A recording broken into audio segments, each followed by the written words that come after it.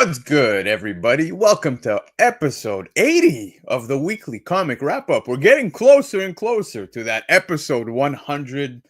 Guys, Canada, my Canadians, we got annihilated. I'm not even talking hockey. We got annihilated with snow, guys. The snow made no sense this weekend. I hope everybody's okay. I hope your backs are fine. If it's not, take a nice seat, get yourself a cold one, and buckle up because we have a lot to discuss today. Look, we got Captain America stuff. We have tons of market stuff, FOC stuff. We're gonna go through tons of things, great things, but of course, it was Valentine's Day weekend. That's right, Valentine's Day weekend. And I made sure, I told myself, for Valentine's, I want to make sure to get a guest who is funny, who is cute, who is just adorable. And I got the complete opposite of that, so I apologize, guys. But tonight we have Travis. What's going on? What's up? Not much, dude. You heard me. The snow. I posted a story on my Instagram. You were the first one to be like, wow. And look at me in my backyard with my son. So yeah, it was beautiful today. I'm so excited. Yeah. And you're watching NASCAR in the background. I know. Yeah. My driver just wrecked. This is the worst thing ever.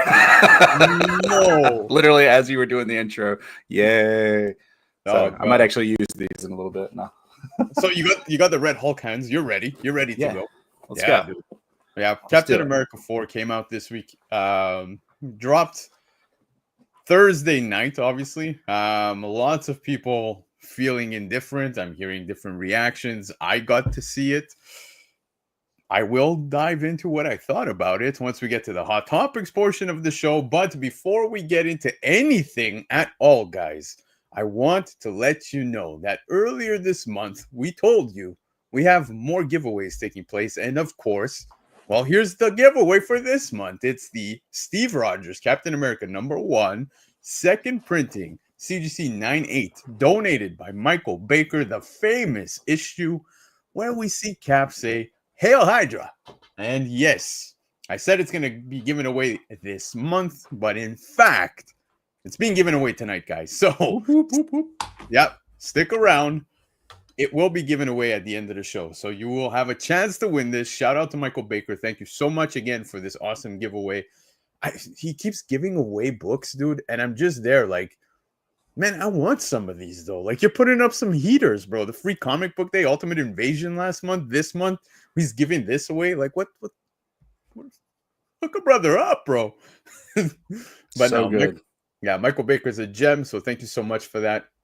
Greatly appreciate it. Shout out to everybody who's here in the chat. I see you guys. Nothing but love. We are live Sunday night, 9 p.m. Eastern time. And don't forget, guys, that you could also catch this episode tomorrow morning, or actually immediately after the show, over on Spotify. But feel free to use it, on your drive into work. Listen to it on Spotify, whatever it is.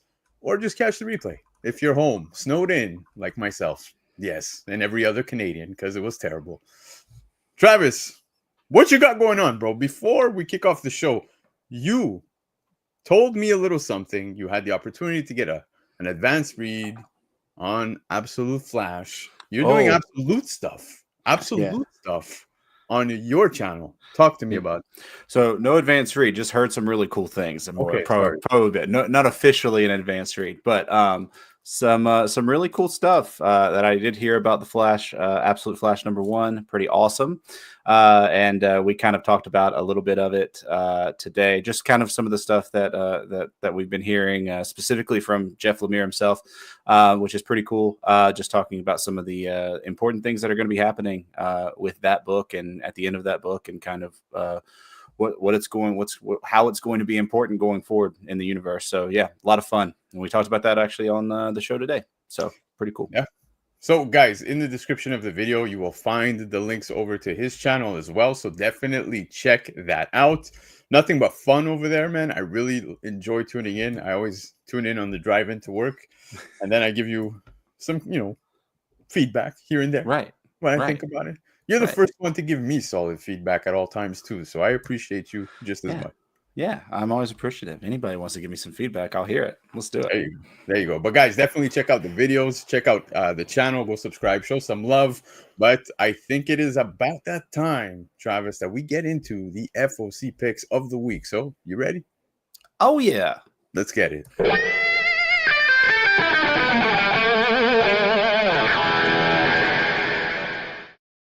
All right, guys, it's the FOC selections for the week of February 17th. And I want to shout out my brother Lefteros, who grinds beyond when it comes to putting together his selections on a weekly basis. You can find his articles over on Covrprice, more in depth regarding these selections for FOC every single week. Now, whatever you're seeing on Instagram, I just want to let you guys know those are just teasers, man. So if you really want to know what his full selections are, visit the website, man, covrprice.com, or tune in every Sunday right here, 9 p.m. Eastern time, as we dive into that. So if you live in the United States and you like any of these books that we speak about tonight, you can go visit comicnation.us and get yourself these books. They're already 15% off. Get an additional 5% off by using discount code Black Crown.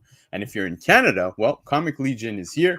We've got comiclegion.ca. They have 20% off already on the cover price. But if it's your first order, use discount code ENLIST. Now, if you're watching this on YouTube right now, you can see that the thumbnail for his FOC selections features a certain somebody. We'll dive into that because, man, this character is badass. But before we get into that, let's see what's on the rest of the list. So first off, Absolute Batman issue number 6. We have the cover A right here. So this states, you'd be absolutely mad to miss this issue, suggesting an Absolute Joker appearance. Now, Travis, you're heavy on the Absolute universe as a whole. It's been teased. It's been teased since the first issue, man. And I feel like, every issue I'm like getting closer. I'm like, man, are we going to get him? Are we going to get him? I think this might be it. It's possible. It's possible. The first time I read this solicitation, the first thing I thought of was Mad Hatter, and I was like, no. And then Scott Snyder had mentioned something about them bringing in some more information, early information on the Absolute version of the Joker. So I think this is a pretty safe bet. I think this is going to be where we're going to start getting that a little bit more info, and then probably get a full appearance probably later on. But yeah, I think they're starting to just sprinkle out those breadcrumbs of this Absolute Joker. Yeah, dude, I'm excited to see how this Joker is going to play out within the Absolute universe. We just got, like I said, that little teaser within the first issue. It was kind of an interesting one, and we've not heard much since, right? So I'm really excited for this. I hope it plays out in this issue. But guys, not only is there this awesome cover A by Dragata, you've got this awesome cover B by Frank Quitely, and I think it's quietly a nice cover. It's great. It's great. Frank from the All-Star Superman with Grant Morrison, kind of known for the bigger, stockier kind of drawings of Superman, and it looks like here Batman. So really cool. Kind of suits this version of Batman too, because he's jacked. So this is a killer cover. Yeah, man. Whatever construction site this is, or I have no idea what he's standing on. I think it's that. Yeah. He looks huge even at the top of this. Yeah, absolutely. I mean, it's zoomed out and he still takes up a good chunk of the cover there, so it's pretty awesome. Yeah, it's crazy. But yeah, loving Absolute Batman, but hang tight because it doesn't end there with the Absolute universe, because we have Absolute Superman issue number 5, the cover A right here. Now, the final fate of Absolute Krypton revealed. It seems like it's going to be devastating. Obviously, Krypton just not being in existence is definitely devastating, even in the regular timelines. But what kind of twists will they bring with this is what I'm looking forward to seeing here. Yeah, I'm interested to see it. It looks like Jason Aaron is doing a lot of time jumping. We went kind of back in time to Krypton in the 3rd issue, came back to present in the 4th, and looks like with this one we're going back in time again to get some more Krypton kind of history stuff. So this is cool. I like this. I think it's going to be really cool. This is a great cover, obviously, but it'd be interesting to see, because they're definitely changing a lot of what we know about how things happened in the original universe. So my biggest question is it feels like there's going to be several Kryptonians several Kryptonians running around in this new universe, so it should be interesting to see. Yeah, that's the thing, and that is already a big game changer, right? When it comes to Superman. So I don't know, man. Look, people feel indifferent when it comes to the absolute universe. People, you have people loving it, people hating it. I myself I'm really enjoying it. I don't see any of these changes to be problematic, if that makes any sense. Because, like I said, a lot of people are like, you know what? It's just another take. It's just another take. But I find this to be very refreshing. It's the first time in a long time I find myself looking forward to a Superman issue. And I don't think I'm alone on that aspect. Sure. Yeah, I think being able to relate to Superman has always been something that's been kind of hard on the surface. But my big thing is that I think what makes the Absolute Universe so special, at least for me, is that they do have all of this history that we already know going into it, but they have no problem sort of using that history and using what they expect the reader to already know, and then taking it and flipping it on its head. And they're doing it at such a fundamental level that these characters are completely fundamentally different for the most part than what we're used to for the last 75 years of Superman or Batman or whatever. So it's a cool take, and it's what the New 52 should have done years ago. Agreed, man. Look, New 52 again is another point where people were clearly divided. I thought there were some good things that came out of New 52. There were still some great things that came out of it. But right now with the Absolute Universe, I'm loving this. Looking forward to Absolute Superman #5. So yes, this is a must pick up for myself. Now, sticking with DC, guys, Harley Quinn, fartacular, silent, but deadly, #1. There's a huge play on words there. You heard what I said, guys. I said what I said. That is cover C. That is on your screen. Harley Quinn cover depiction by Ben Caldwell. Nice cover. I by no means did I ever think I would be picking up a Harley Quinn with such a title, but it's a very nice cover. It's a great cover. My God, I mean, I think when this was first talked about, I think my first thing was I sent it over to a buddy and said, "All right, so here we are. We're at this. This is where we're at now." Cool. Yeah, no, but it is a great cover. It's a really great cover by Ben Caldwell. But definitely the finger pointing towards the light, grabbing God's hand or whatever it is. It's so good. It's so funny. Yeah, that's great. Love it. Crazy book. Love it. Absolutely. Totally a cover grab for myself this week. Derek in the chat saying Lando would buy CGC graded farts in jars. Yeah, that unfortunately was a thing, guys. I think it's still a thing. So anyways, to each their own, guys. Collect what you like. Does that count? I guess it does. I guess that applies to just about anything. Oh man. Anyways, let's see what else we got. Action Comics 1084, the cover B, Superman in Crypto, cover depiction by Jay Lee. Love me some Jay Lee, man. Jay Lee is just absolutely incredible. But what's awesome about this, you have the jacked Crypto, not the Crypto that we got within the trailer, alongside Superman. And, I was thinking to myself today, when I saw this on the list, I was like, I feel like Crypto covers are like, there's few and far between. You know what I mean? Like there's some that really hit. Not many covers that are out there for Crypto. I like this one. Yeah, this is great. I mean, this is great. Jay Lee has such a unique style. It's one of those things. As soon as you see it, we talk about artists finding their real style after several years, and Jay Lee is someone who definitely falls into that category. The second you see it, it's like, oh, this is a Jay Lee cover. This is great. Crypto is popping right now, and for good reason. And this is a fun cover. You were talking about there are those great Crypto covers are few and far between. I know that we talked about the Alex Ross Superman Crypto cover that popped off a few months ago, maybe on the Shaker Show, and that's one of the iconic ones. But yeah, so. This is a cool one. This is a grab for me. I collect Action Comics, which is nice, but this is a really cool Crypto cover. It's a double win for you on this one. Yeah, for sure. Superman, Action Comics. I love it. It's a great, great cover. Total cover grab for myself this week. But up next, this one is very interesting. That is coming out of Image, guys. Assorted Crisis Events #1. This here is the cover A. It's a new ongoing series about a crisis in time. Now, what's fun about this is that each issue of this series will follow a different character through different moments in time. Um, it sounds fun. You know what I mean? I want to see what kind of crisis events we're going to see along the way. I'm going to pick up issue 1. I think I'm going to give this a shot. But what are your thoughts? I love these kind of books. I love these books that kind of come out of left field with a brand new idea.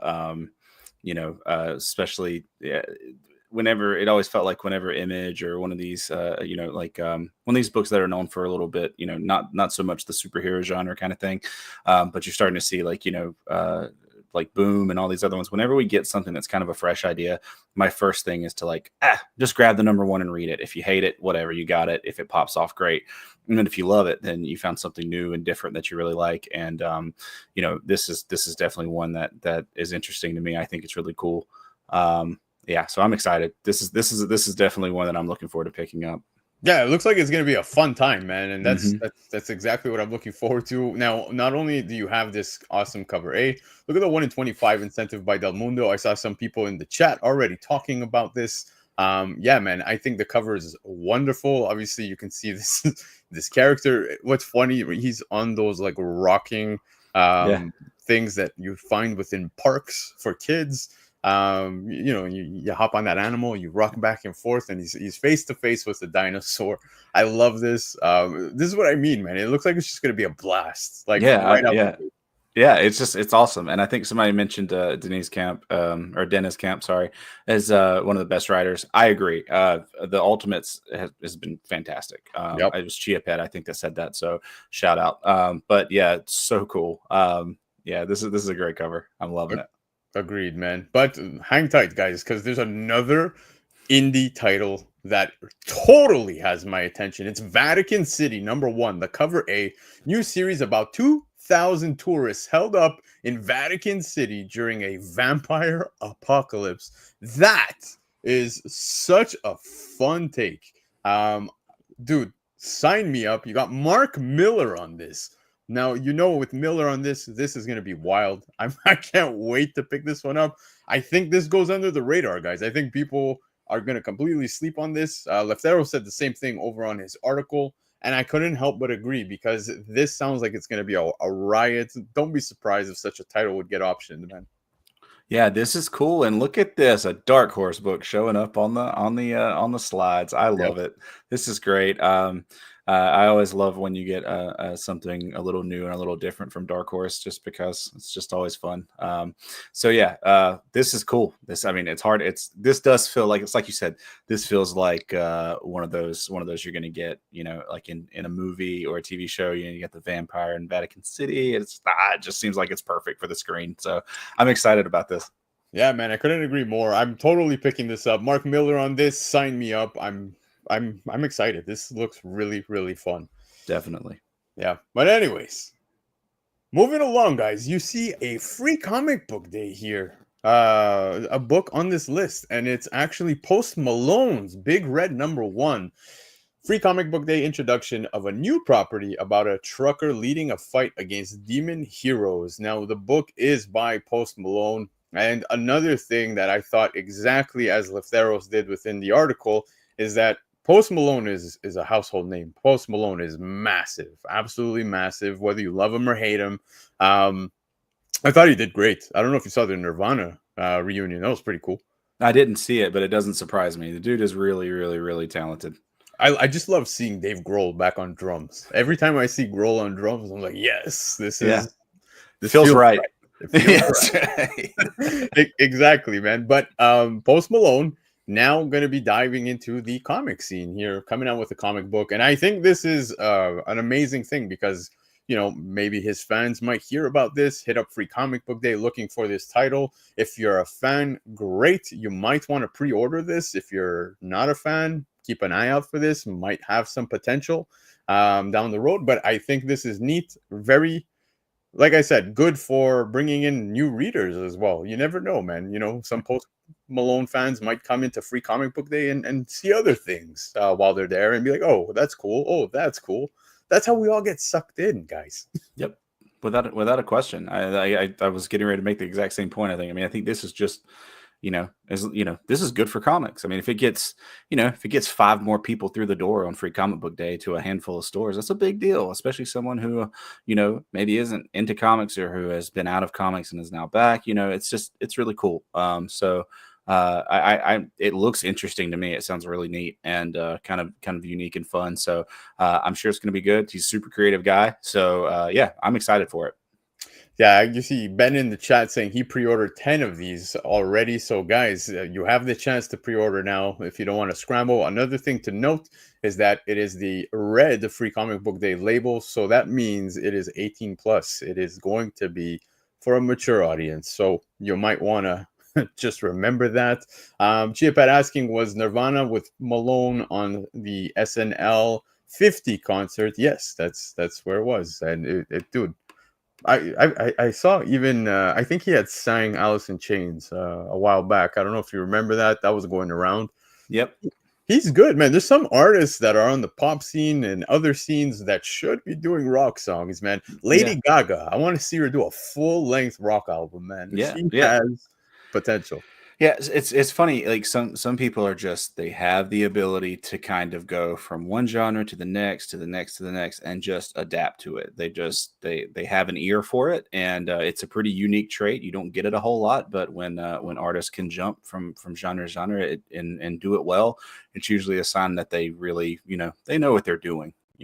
People can talk about, oh, I don't like this and I don't like that, and that's fine. But if they're able to do that, they're talented. It's a lock. Yeah. So dude, for sure, man. Like Chiapet saying Gaga is a legit superstar talent. Absolutely. When I say she's got potential, like she's got potential to put out a freaking banger of a rock album. I saw her in studio with Metallica. Like they were just rehearsing or something. And man, I would love to see her put out an album. But anyways, Post Malone's Big Red #1 Free Comic Book Day 2025. Keep an eye out for that. Now we're going to later printings when it comes to Geiger, because Geiger issue 10 is going to a 3rd printing, guys, and Geiger 11 hits a 2nd printing. Love the Gary Frank cover on the Geiger 10.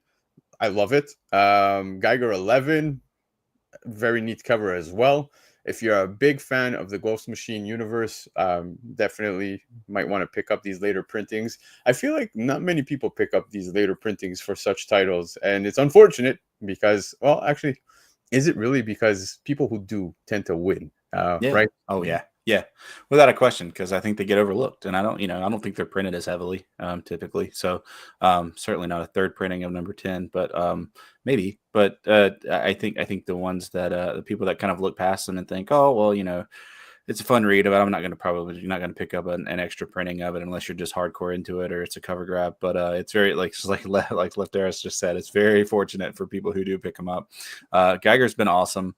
I actually have completely caught up on the this kind of this run here, the Ghost Machine run. There was the run a year or two or something like that ago, and so now I've finally caught up with the Ghost Machine run, and it's been awesome.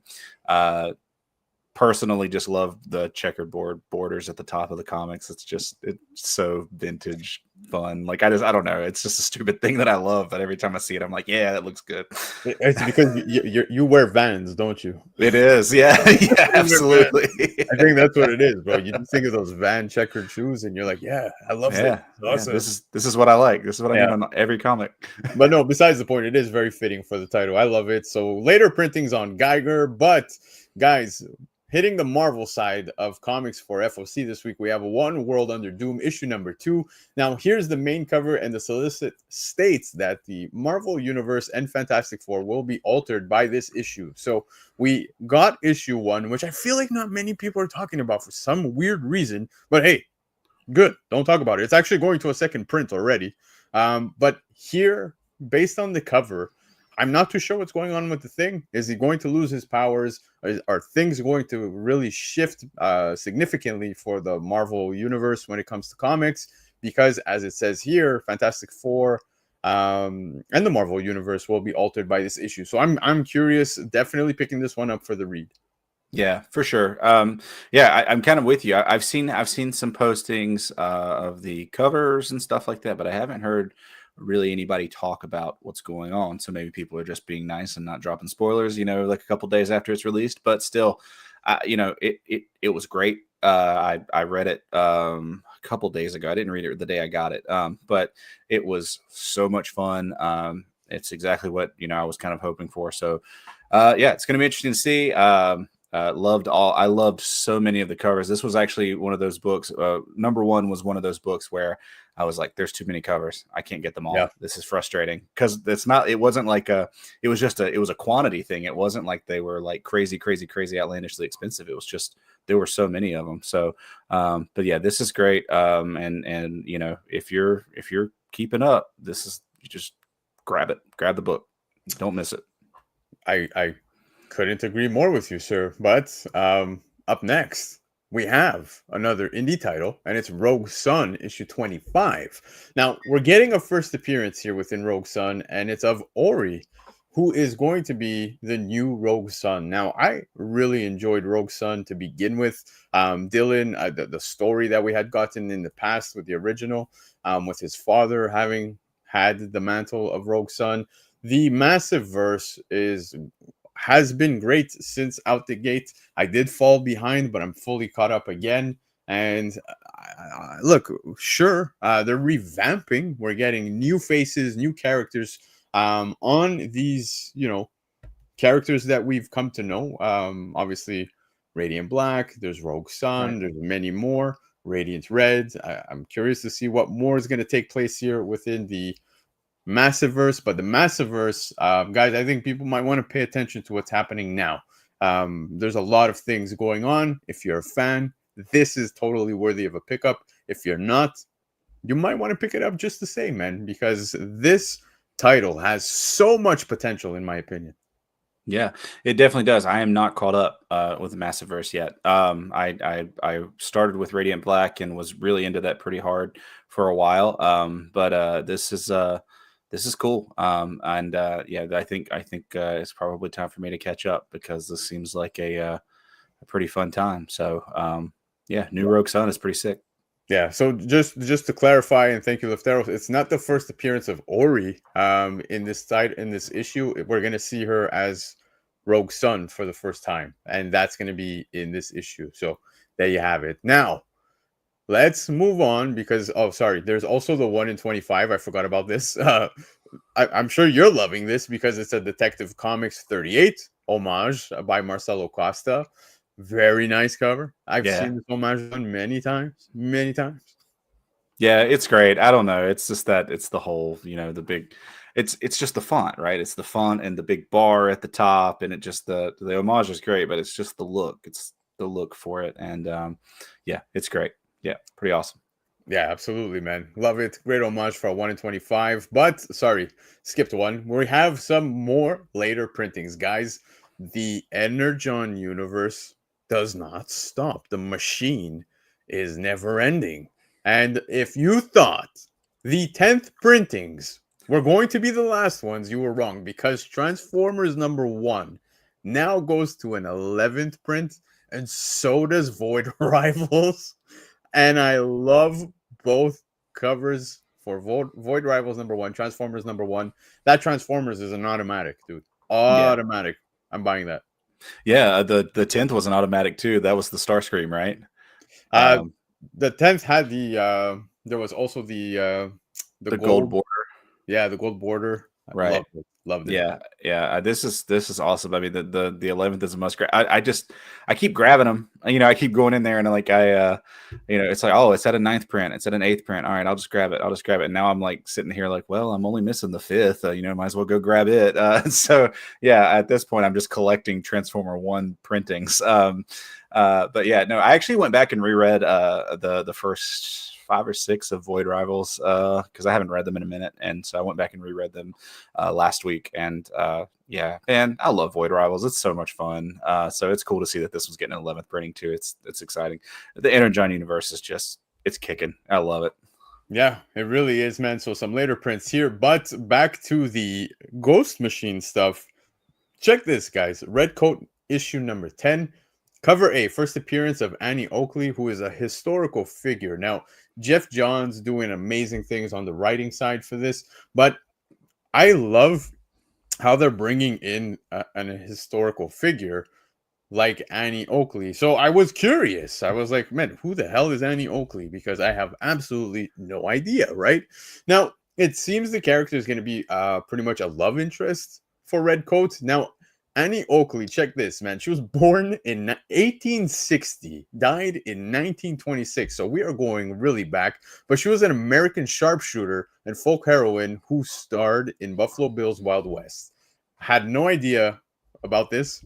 I like it. I think is very fitting, right, for Redcoat. But again, this was news to me.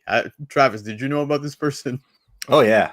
It's must know Wild West history. Annie Oakley.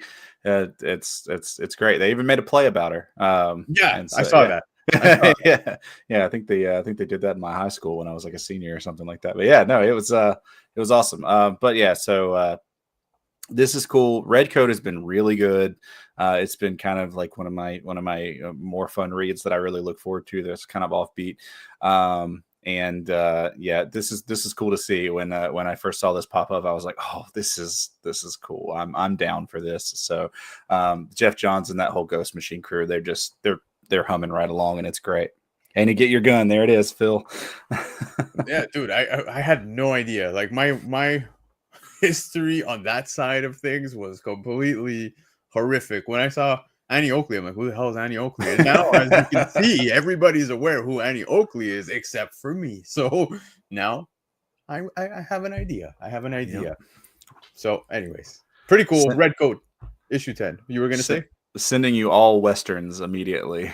Yes, to add to your watch list. get me up to speed, because I'm totally slacking. But up next, we have Ultimate Black Panther, issue 14. Here's the main cover. First appearance of the Progenitor. Now, again, Ultimate Black Panther is not entirely for me. It's fun. It was good, but I completely let this go to the point where I didn't even realize we are already at issue 14. Yeah, this one I fell off really fast, and I think it was just too many books, right? Like it felt like this was the one. Like when I was reading it, I was like, oh, okay, I'm gonna let this one go. So I've tried to sort of keep up with it as far as trying to see what's going on with it. But I've done a poor job of that too. So yeah, this is one that I am not caught up on at all. But new character. If you're keeping up with the Ultimate Universe, or you're just trying to collect the books that are big-ish or first appearances in the new Ultimate Universe, it seems like a pretty straightforward grab for me, at least if that's what if you're collecting the Ultimates right now. Yeah, Leftero was saying that he's in issue 13. More on that tomorrow, but he yanked this selection. But it is his first cover, so at least there's that to this one, which is, again, pretty interesting. I've completely fallen off. But if you are keeping up with Ultimate Black Panther 14, here you go. You get the first cover appearance rather than the first appearance. Now, Wolverine Revenge, Red Band number 5. Here we have the main cover. First full appearance of the son of Colossus, who is unnamed.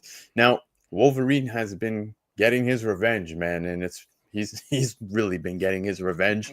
If you guys are reading the Red Bands, like, man, it is wild. I'm loving every second of it. But it is very interesting now to see where Jonathan Hickman is going to take this story. Greg Capullo's art is absolutely stunning. I love it within every issue. But where this story is going to go now with the son of Colossus, man, it's like I'm ready for more. Yeah, this has been such a fun ride for me, at least. And to be honest, this is the first Wolverine book that I've bought regularly in many years. I didn't typically buy a lot of Wolverine, but when I heard Capullo was coming back and he was going to do this book and it was Jonathan Hickman writing, I was like, oh, okay, I'm going to have to pick this up. And I'm glad I did, because it's been a lot of fun. It's definitely been one of those that I've really enjoyed kind of getting into and just kind of diving into without really keeping up with a whole lot. So it's really cool. Yeah, dude, I love it. Now, of course, there's also the 1 in 25 incentive that is one of those pre-code horror homages. You have Wolverine, Omega Red, and Sabretooth on here. McCone is the one who did this cover. Pretty cool. Dude, they're on fire. They don't stop with these homage covers. They're really neat. I'm not gonna lie. Yeah, that's the whole thing. It's like if you're going to do incentives or you're going to do homage, well, I'm sorry, if you're going to do incentives, at least make them fun, right? Like great art is great art. That never fails. But like these are cool. Like these are just neat and cool, and as long as you don't do them to death, it's great. But even if you do them to death, it as long as they're worth looking at and fun to buy, and like this is cool. It's got Sabretooth with an axe and Omega Red holding him out. This is a cool cover. So yeah, this is killer. This is killer. This is a 1 in 25. I don't typically buy ratios, but this is one I would probably consider grabbing just because it's just fun. Yeah, it's a neat one. I like it a lot. But speaking of Wolverine, guys, Wolverine issue 6. This is now going to a second printing. The first appearance of Adamantine. Now, I haven't had the opportunity to read issue 6 yet, but clearly we got a first appearance within this. So yeah, if you really enjoyed the character, like I said, I haven't read it yet, so I totally missed out. Hoping to read it maybe after the show, man, maybe tomorrow. But yeah, man, so I don't have any information regarding the character because I didn't get the opportunity to read it, but I saw it within one of my group chats that I'm in, which shout out to the Latverian group chat over on Telegram, where myself, Lefteros, and many others that you could even see here in our chat, we all share information in there, especially when it comes to comics, and I was seeing a lot of talk about this Adamantine. So seems like a pretty cool character. Yeah, for sure. Yeah, this is one I'm definitely not caught up on. But yeah, I want to know more because I'm starting to hear the little bit of a buzz about this new character. So yeah, always just want to check out more. Yeah. Yeah. Thank you, Alex. Thank you. Yeah, if you guys follow me on Instagram, Alex brought up my wedding photos. I did my thing, man. Man's was sharp, man. He was sharp. It looked good. I reeled in a good one, man. Thank you. I'm sure he was talking about my wife looking fine, not me. Not me, that's for sure. It was a good combo. It was a good combo. It's a good suit. You had a good suit, man.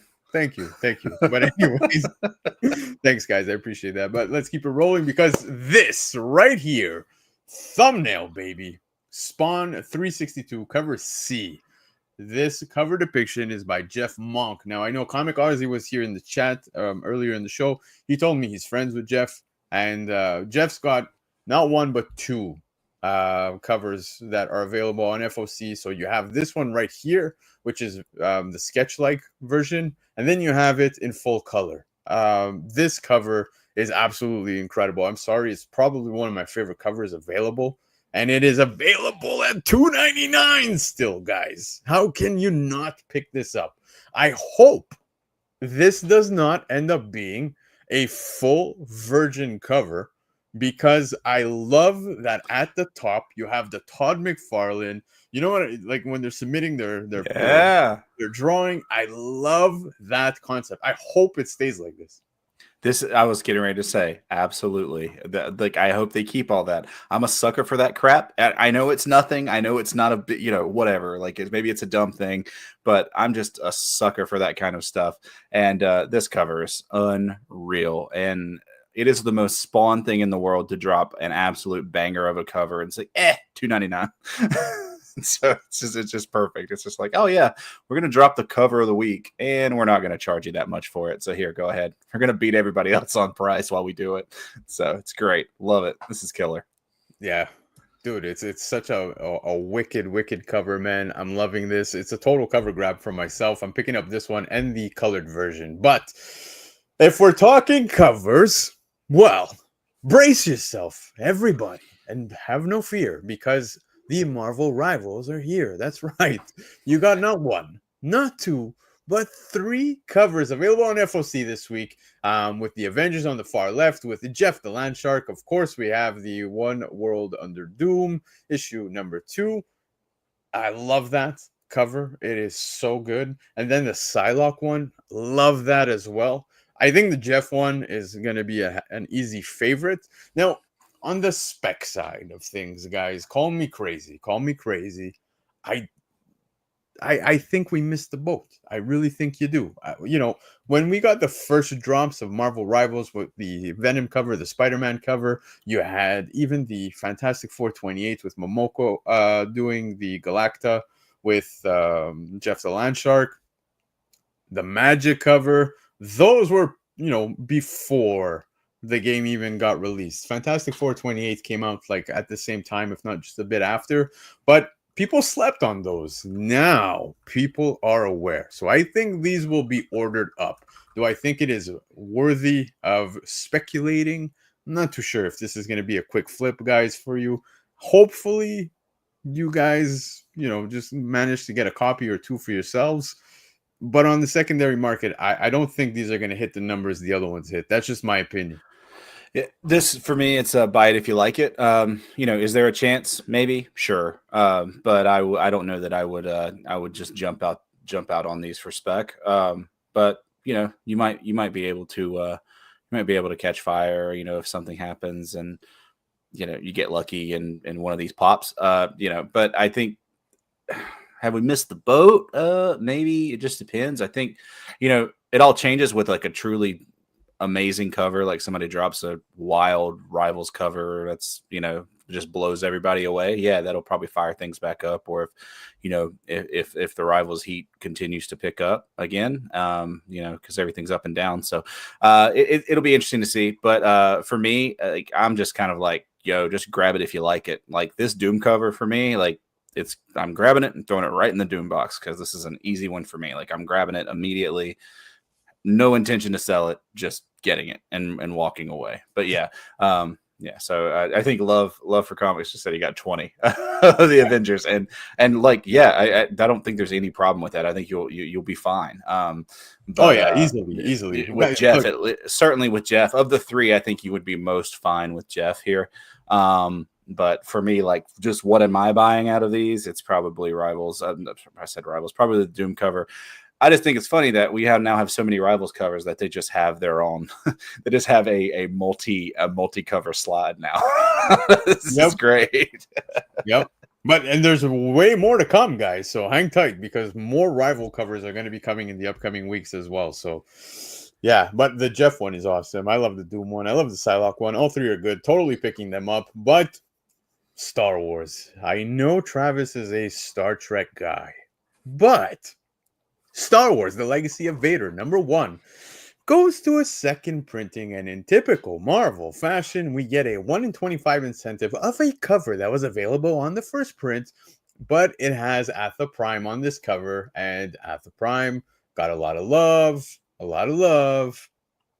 and you have a Virgin cover now available as a 1 in 25.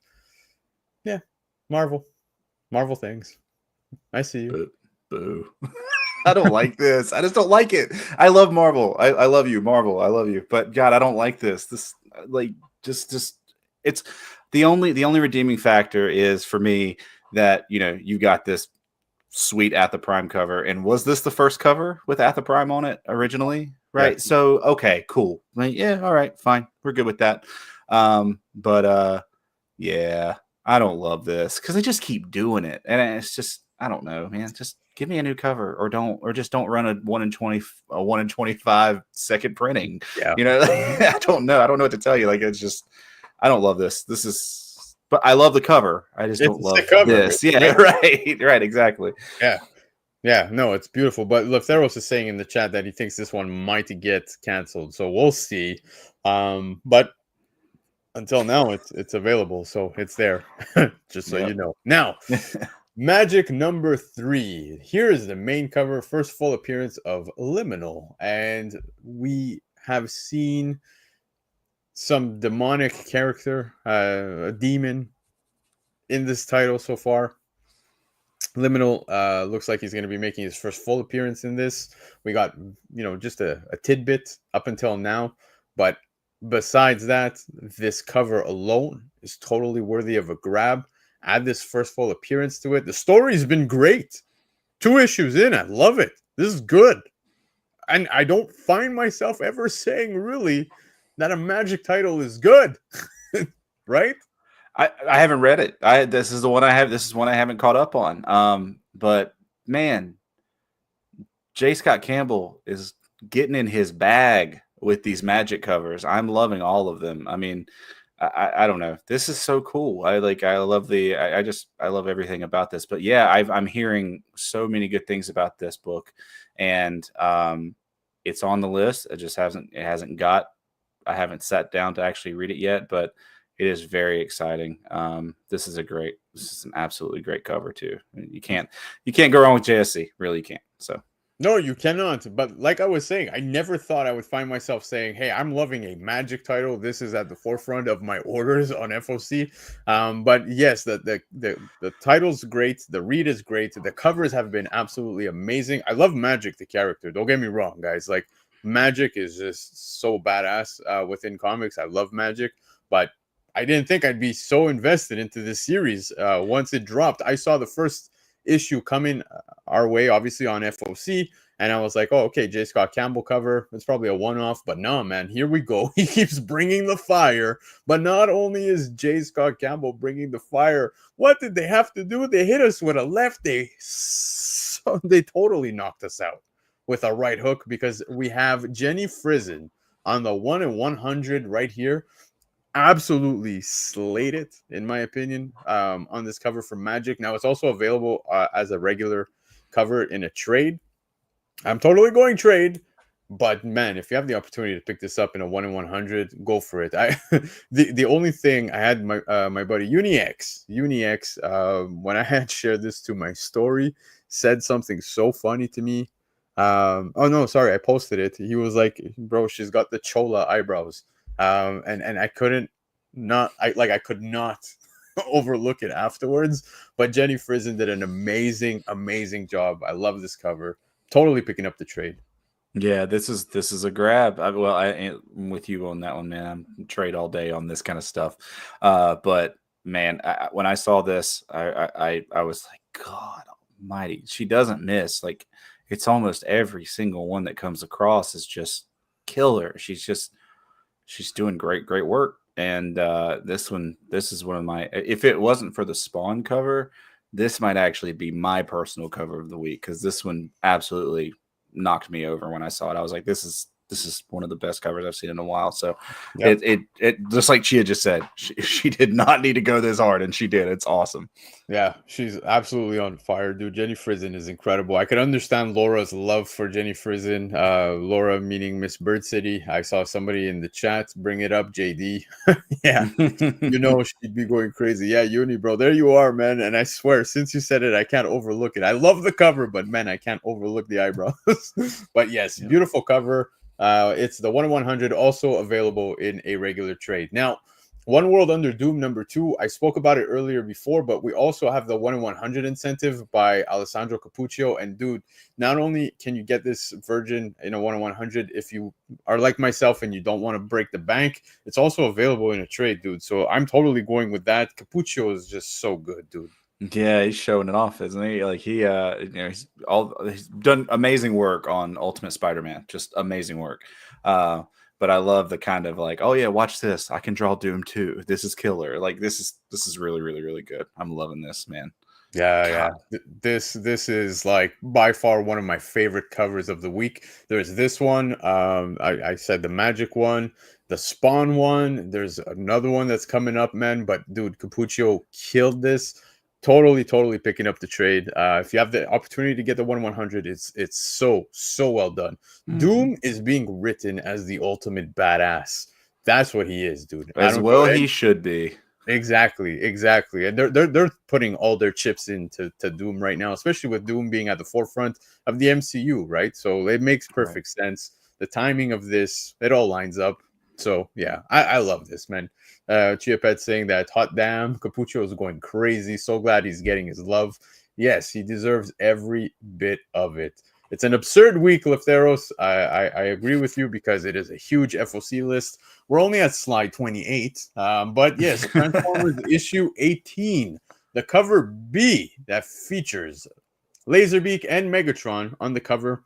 The depiction by George Corona and Mike Spicer. Love this cover, but guys, buckle up, because not only is there this neat cover, if you go on Previews World right now and you go look at what covers are available for Transformers 18, you're going to see there's several of them, but none of them are really revealed. There's not many that have been revealed, but I'm going to show you guys that the cover F right now has the first full appearance and the cover of Shredhead. Now, we got Shredhead in a cameo in the last issue. Dude, Daniel Warren Johnson put together one of the most badass looking Transformers I've seen in a long time, dude. Like, that, we know that Optimus Prime, there's many other ones that are just gnarly, bro. They're badass looking Transformers, but man, he really hit a home run, in my opinion, with Shredhead. Just the design alone, I want to learn more. Yes, I'm picking this up. Transformers 18 looks fucking amazing. You always gravitate to like things that you can like relate to, and that front grill right there, it looks just like looks just like my truck that I have, and I absolutely love it. I love my truck, and this was such a cool thing to see whenever it was first revealed and everything. So this is such a cool Transformer, and I am just, this book, it just keeps hitting. It just keeps hitting one after another. And Daniel Warren Johnson is all of the acclaim that he's getting right now is well deserved for this, because this is unreal. Yep.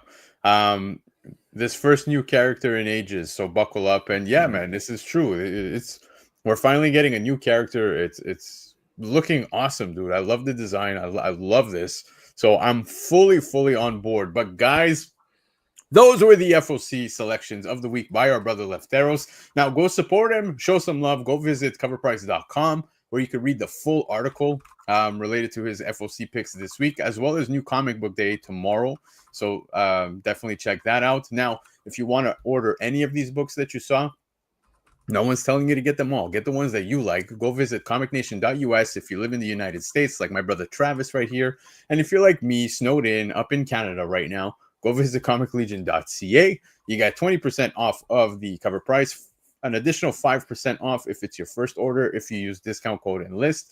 Like I said about Cover Price, you can go check out all the articles, but don't forget, subscribe over on YouTube, because on Tuesday you can catch myself and the gang going live for the top 10 comics that are selling on the aftermarket. And every Thursday you have myself hosting the Cover Price Shakers. Yes, those shakers. Every week I host, this guy writes, and the rest of the crew, my co-pilots, you got Gabe, you've got Marty, you've got Dr. Yo-Yo, and I love hanging out with all of them. So guys, come and show some love, come hang out. Now, we just said that you can hear us talk about some books that sold on the secondary market, but guess what, guys? We do that here too, man. So let's get into some of that, dude. Market report, you ready? Let's go. Vamos.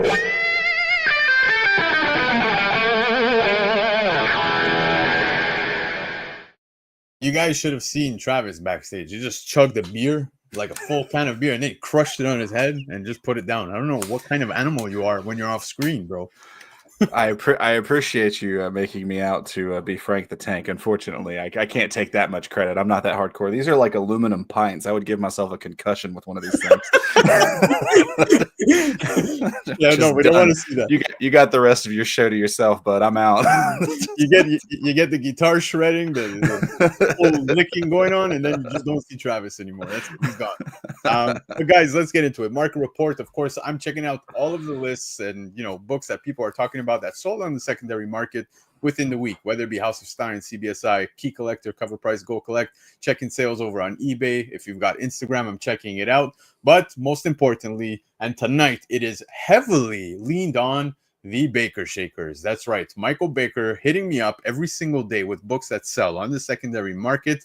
And he is also giving away an amazing book tonight. So don't forget about that, guys, because there's a giveaway. We're giving away this Captain America Steve Rogers #1, CGC 98, the second printing, the issue where we see Steve Rogers say, "Hail Hydra," and that broke every American's heart. Now, let's kick it off with the first book, which is MEGACON exclusive. Don't forget, guys, last weekend we had MEGACON. So, yeah, we're going to talk some MEGACON books. Batman 614 had an exclusive. It was a Virgin reprint by Clayton Crane, limited to 475 copies. Raw Near Mint selling at $100 was a Covrprice Daily Shaker. Now, I love this cover. Clayton Crane did an amazing job with this. It's totally Batman Returns vibes, right? So this is totally my favorite. Now, the whole King of Spades thing, yeah. It's fitting. It's fine. Interestingly, I like the original cover for this book better. The Jim Lee Joker from where the Joker's like head is upside down or whatever from the original run. It's great. But hold on, Travis. Yeah. I gotta correct myself. I said King of Spades. That's clubs. But anyway. Clubs. Yes. Yeah. Yes. My bad. You're good. But there's another. It's not the MegaCon variant. Crane did another one. I think it's on his web store, and I love it compared to this one. And I actually took a screenshot of it. Oh my God, where's my camera? It's the Adam West. Oh yeah. It's the same book, same cover, or same book, different cover, same limited 475, all that stuff. I think it's on the web store, but I like that one. I don't know why. I like it better than this one, and I'm very much the 1989, Tim Burton Batman guy. I love Michael Keaton, but I just like that cover better, and I like the original one. But this is cool. Clayton Crane always kills it. This is a great cover. But yeah, kind of just I saw the Adam West one. I was like, oh, it's better than the MegaCon one. So yeah, dude. Original Batman Returns. That's my vibe. You know what I mean? Those are my Batman movies forever. I know everybody loved the trilogy, of course, the Heath Ledger, which was amazing. I will never say that those were not amazing, but I grew up with these, right? So, dude, I loved Batman Forever. We've had this discussion in the past, Batman Forever. But anyways, neat cover. I think Clayton Crane did a wonderful job. This is gorgeous. Limited to 475 is Batman 614, Raw Near Mint $100. Now, check this one out. I saw a few people that I follow over on Instagram selling this. Shout out to the Pressable Defects. I saw they had some copies as well, but I don't believe it was this particular one. Again, correct me if I'm wrong, but Tribute Stan Lee, MegaCon 2025. It's a lava foil edition, and this was by Tidal Wave, limited to 50, and raw copies of this are actually selling at $180. Not bad. This is cool. When this came across, I hadn't, I think I missed this somehow, but this is really cool. I love the mashup. It's just really well done.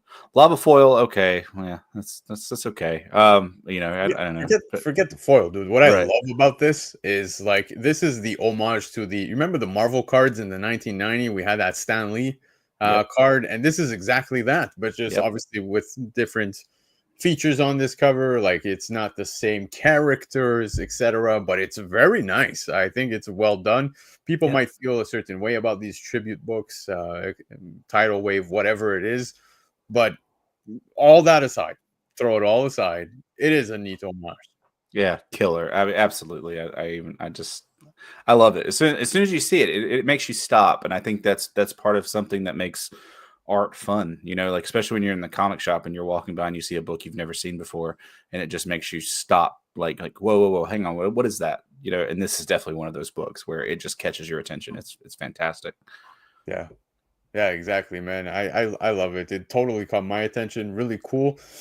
$180 raw is what it's selling for right now on the secondary market. Pretty impressive, man, that it's demanding such coin so quickly.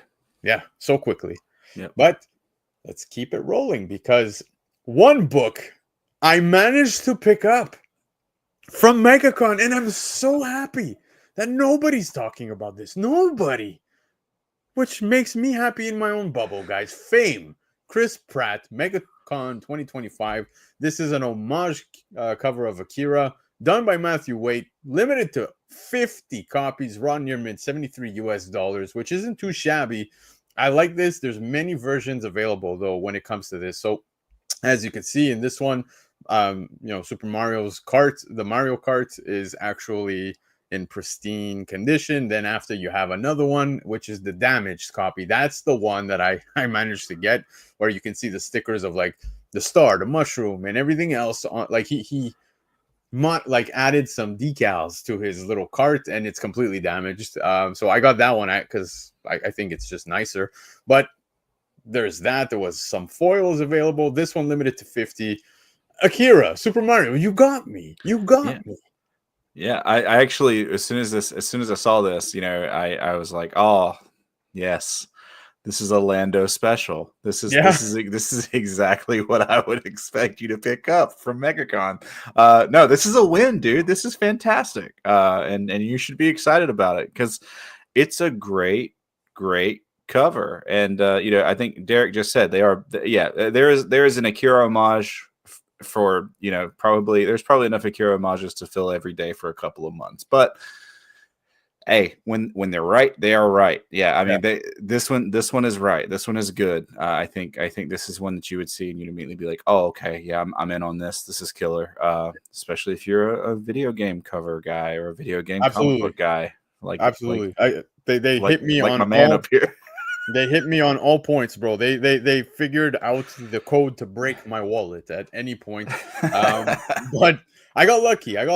Shout out to my buddy Pacino, who you've seen here on the show a few times, guys. Pacino is an absolute gem. He came across a Facebook claim sale that had somebody posting these books from the con, and we managed to get them for a very fair price. And ironically, Armin, Gear Up 260, who is often in the chat as well here, happened to be at MegaCon. So he drove from Montreal all the way to Orlando for that. Like, that was how determined the man was to go to this con, and he happened to be there. So Pacino organized for Armin to pick up the book for us in person. So he had them in hand. He drove them back home to us. So I was very grateful, but I had sent it to Matthew Waite, who I speak to. And he's always so happy to hear anybody talk about his work. And when we featured one of his books over on Covrprice, which I believe it was the Deadpool 8-bit, I don't know if you remember that one. Yep. He was in the chat, wasn't he? Yeah, exactly. He was in the chat. And I sent him the photo of these that, we have them in hand. And he's like, dude, like, here's the next cons I'm at. Come see me. Like, I'll take care of you type thing. And it was just very nice of him. So shout out to Matthew Waite. I think it's a fun cover, man. Just enjoy it for what it is. At least I know I did. So Fame, Chris Pratt, MegaCon 2025, Matthew Waite, limited to 50, raw near mint, $73 US. Now, let's get into Travis's favorite things to talk about. It's the Absolute Universe. Now, Absolute Flash number 1 has a 1-in-100 ratio incentive that is available soon. Now, raw near mint already on the pre-sales, already selling at $160 US. Very impressive. It was on Covrprice's Daily Shaker. This is by Nick Robles. Now, I love it. We were talking backstage before going live. Clayton Crane, 1 in 50.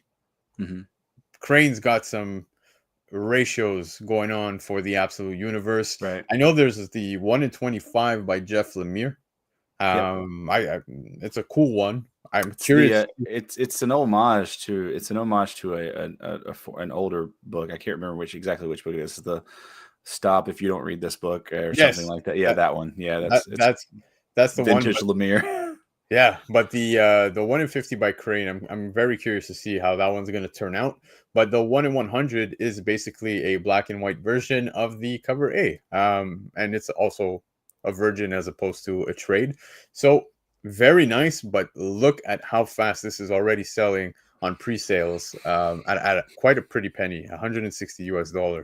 Yeah, I actually just kind of was like, man, this is a pre-sale. This is crazy. It comes out on the 19th, March 19th. Pretty wild to see this. This is a cool book for a number of reasons, and I think we sort of mentioned it at the beginning of the show. Jeff Lemire has already said there's been a lot of question about when these absolutes are going to start to interact, right? Because they've done so much setting up of the story so far in the first 3 books. But there's been a lot of conversation about when we're going to get some interaction between them, and Jeff actually teased that, we're probably going to start to see some of that towards the end of this book. And again, I didn't get a pre-read. I don't know, but that's what he said in his newsletter. And then that's going to lead into Free Comic Book Day, where I think we're going to get a little bit more about how this universe is going to interact with, these new versions of these characters that we've known for so long are going to interact with each other. So back to the sale. Pretty wild for a pre-sale to already be hitting this kind of raw numbers. I mean, it is a 1 in 100, but that's a big sale early on. Yeah, it totally is. As a pre-sale, $160. I was watching a video. It was my buddy Comic Chic, who you guys might recognize from the Comic Kingpins, the Radiant Black podcast. Does a lot of great things. But over on his YouTube channel, he was talking about the Absolute Flash because he had the opportunity to get a pre-read. And I'm telling you, the video was maybe 3.5 minutes, something like that. He hyped me even more to want to buy this book. So I'm totally on board. Can't wait to pick it up. And clearly some other people out there feel the same because they were willing to pay $160 for a raw near mint as a pre-sale, which is absolutely amazing, incredible, wild. Yeah. But anyways, sticking with the black and white theme, guys, check this out. Old Man Logan, issue 25. This is a Deodato Bloody Claws Virgin. There's this obviously being one of 600 that exists because this is limited to 600. And CGC 98 sold for $160 was a cover price daily shaker. I love this cover. I love how the red is just popping through, the rest of this being black and white. Man, this is a neat cover. This is like stunning. Oh, it is. Deodato, the legend. This is an all-time high. 160 is the all-time high for this book. I went through and checked the recent sales, and this is the all-time high. Which I'm just going to say, am I crazy for thinking that's not crazy? I like this cover. I think. I don't know, man. You catch me on the right day. I don't know. I might actually do it. I might pull the trigger at 160 here. I don't know. I think that's a very fair, great price range for this book. 160 US, and this is, like you said, a top sale, meaning this is the highest sale recorded by Covrprice, and this is pretty impressive. 160 doesn't seem too crazy for such a nice cover, limited to 600. But again, I'm also not surprised, right? This will probably come down. Don't worry about it. I'm sure you can pick this up. It's hovered in between 100 to 160. Obviously, 160 being the high, but it's hovered in that 100 to 120 range mostly. So you can find.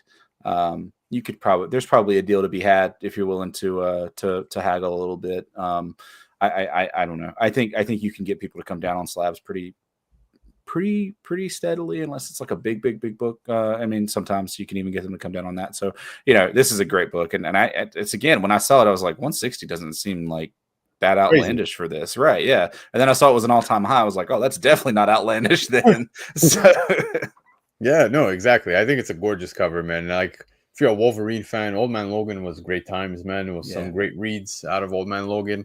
I think this is a gorgeous cover. CGC 98, $160. I just love it. I'm not a big fan of black and whites, dude, and this one really stands out. Deodato's so good. Yeah, so I'd pay that. Oh, look at that! A WWE book. Guys, yes, comic fans, wrestling fans, we're one and the same. And ironically, I tend to find a lot of wrestling fans within the comic scene. I don't know. But anyways, WWE 16. This was back with Boom Studios. I don't know if you guys remember that. 1 in 15 ratio that features Alexa Bliss on the cover. Now, Alexa Bliss just came back at the Royal Rumble. We just got the Royal Rumble in January. So if you're a wrestling fan, you're very aware of what's going on. She wore that awesome jacket of Friends Forever, Fiends Forever. I loved that. CGC 98 selling at $154. This is the highest sale to date for this book. And what's fun about these WWE books, you guys, I'm not too sure if you're familiar. There's a lot of ratios for this entire run of WWE, and a lot of them are just insanely good. Like the 1 in 25s, dude, they have like Iron Sheik, You've got like the Razor Ramon one. There's like Bret Hart ones. The one I'm looking for is the Bray Wyatt one, where it's all black and white, and you've got the whole Wyatt family on that cover. It's just so good. But Alexa Bliss getting some love. I hate that she's married to Ryan Cabrera. I don't know why that bothers me so much. Did you know that? No, like musician Ryan Cabrera? The musician, dude. She is married to Ryan Cabrera. No way. Yeah. That is crazy. One of my favorite musicians happens to be really good friends with Ryan Cabrera. Right? It all makes sense. Oh my God. They were at WrestleMania together like 3 years ago. This is so crazy. Everything's coming together now. Oh my God. Ryan Cabrera. He's a lucky son of a gun, let me tell you. And they were like right next to the entry ramp and everything. I was like, oh my dude, everything makes sense now. Oh my God. Yeah. Dude, so David Lepage saying, I don't know, she ripped her look off from Harley Quinn, and that's her thing. She really did. Yeah, like within her wrestling attire and everything, she really does go the Harley Quinn route, which is, she pulls it off very well. I love Alexa Bliss, dude. In the ring, she's phenomenal. She's smoking. She's got it all. She's extremely talented too. It's always a good match. It's always a good match. She's always just fun to watch in the ring. I didn't know anything about this WWE series until literally today, and thanks Sam Al. But I didn't know anything about this series until literally today, and I have been getting lost in these variants for this series. Like you mentioned, like I saw the Razor Ramon, and I was like, oh. Okay, yeah. I've got to dig further here. This is interesting, but dude, there's great ones. I think the Iron Sheik one was done by Raza, if I'm not mistaken. Mm-hmm. Dude, they're just so good, like all bangers, one after the other.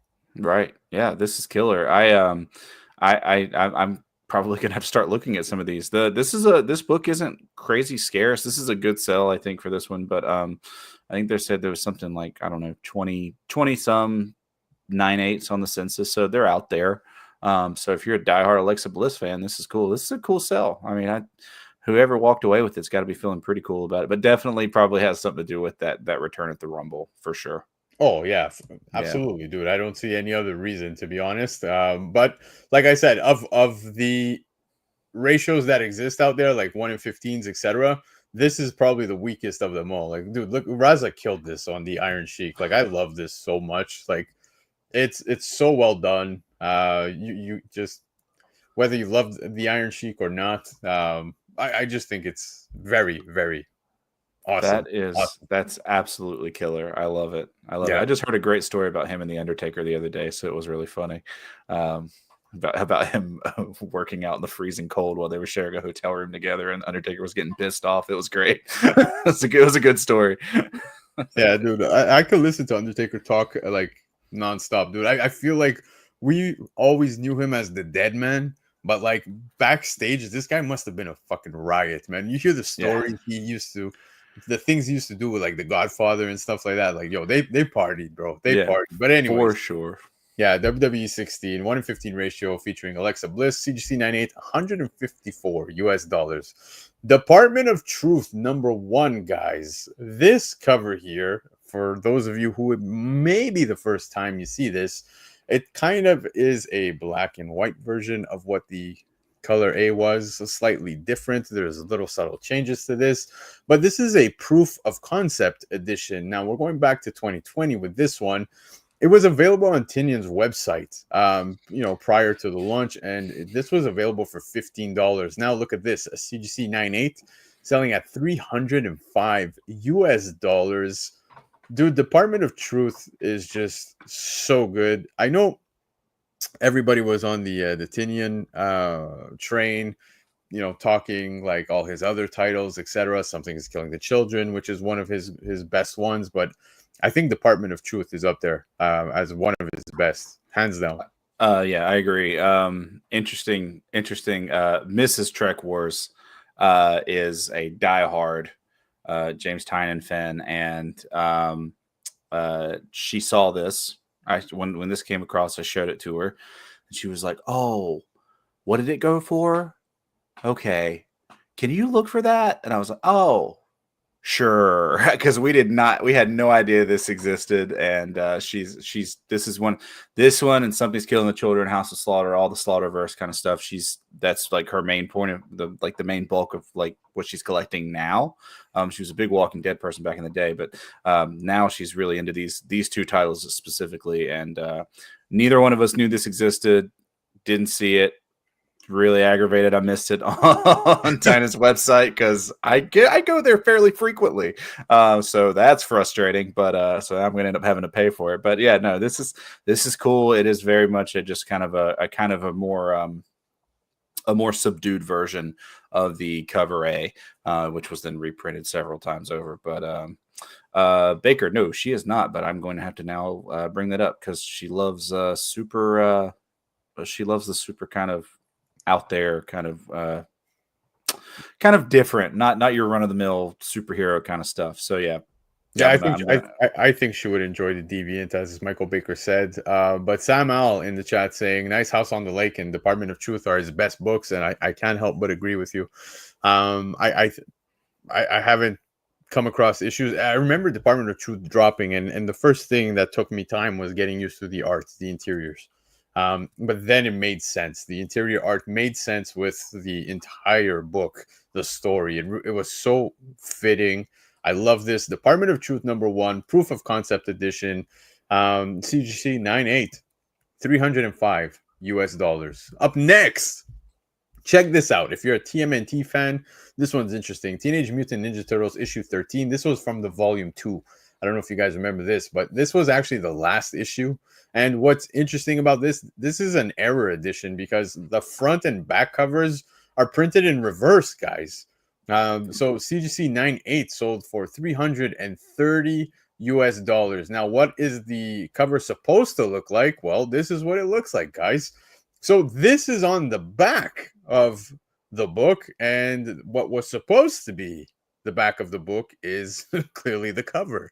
So pretty interesting. I know people enjoy picking up things as such, these error editions, etc. But yeah, this is pretty cool.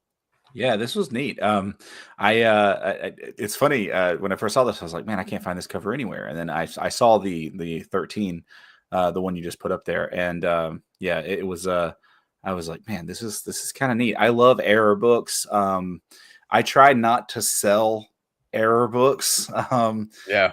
But I can't help myself sometimes when somebody like wants one. They're like, oh, yeah, look at you. If I have one and they really want one, I try not to sell them because I just think they're cool. I had one recently. It was a Marvel book where the cover was one thing and the interior was the cover was like an X-Men book and the interior was a Spider-Man book. And I let go of it, and I'm still kicking myself because I just love them. They're cool. They're not always super valuable, but this one is. But I love error books. They're just one of my favorite things to come across in the wild, for sure. Yeah, it's pretty cool. But yeah, anyways, Teenage Mutant Ninja Turtles issue 13 sold in the CGC 98 for $330, and it is the error edition. Now, speaking errors, Travis, check this out, guys. Fantastic Four issue 110. The rare green error edition. There are no 9/8 of this book on the CGC census, and this is a hard book to come across. CGC 7.5 sold for $1,080 this week. Baker Shaker, dude, this is a monstrous sale. Now, as you can see on the cover, what was supposed to be more colorful ended up to be a majority green. Now, what does this actually look like? Well, here you go. The one in the issue 110 to the left side, that's the regular. And as you can see to the right side with the green, dude, Sue and Johnny look like they're in the afterlife in green. I don't know what's going on there. It makes the cover that much more scary. Dude, it looks better green. I don't know, man. I love this cover. And when I saw the sell at 1080 for a 7.5, I said, all right, well, I love it. Probably won't ever find it, or probably won't ever get a hold of it at that price. But man, and interestingly enough, this is the first cover of Agatha Harkness, which is kind of cool. Yeah. it makes it that much more trippy. I love TKO Collectibles saying it looks like Gamma Ray hits Yes. on this cover. It's so cool, man. I like seeing this. Derek saying that he's seen a few sales of this error over the last year or two, and it is true. You do see certain, a few sales on the secondary market, but to come across this in the wild, I feel like you're never gonna come across it. Like you really gotta be lucky, have a horseshoe up your, you know what? Because dude, I've never seen this in person. Just the images. I'm gonna put it up again because it's so drastic on how this looks. Like already the thing looks mortified. Agatha looks undead. like she looks crazy. Yep. I agree with you, man. But I think it's neat, man. Something to just be proud about if you have this in your collection. But a CGC 7.5, a Fantastic Four issue 110, sold for $1,080. Not bad. That's some pretty impressive coin, man. For sure. All right, guys. Simpsons Comics issue 161. You're probably asking me, why the hell are you putting this on your list? Well, check this out. It's a newsstand copy, not a regular direct. But what's fun about this cover is a Donkey Kong homage. You remember the Mario game, Donkey Kong, where you got to go up that red, I guess we'll call it what? Platform. This is the beginning of my gamer rage. Right? That's where it was.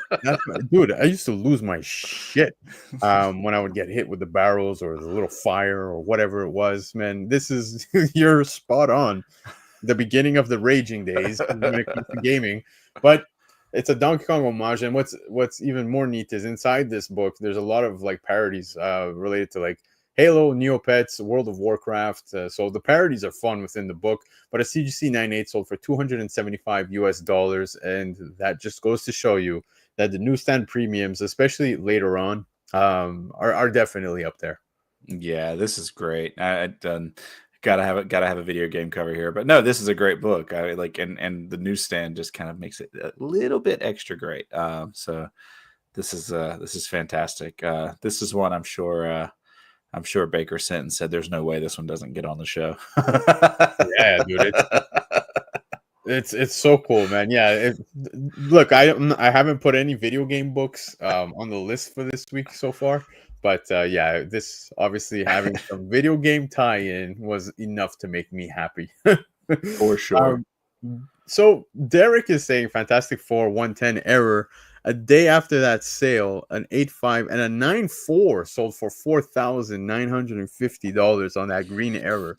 Mm-hmm. Wow! All time high is 54 for a 9.6, 5,400 for a 9.6. So yeah. So back to that book, 9.6. I believe there's only like 4 of them on the census in the green error. So just to show you, but the Simpsons Comics 161. I love this Donkey Kong homage cover. Now it's on my radar. If I could find it even in a direct copy, I'd be more than happy.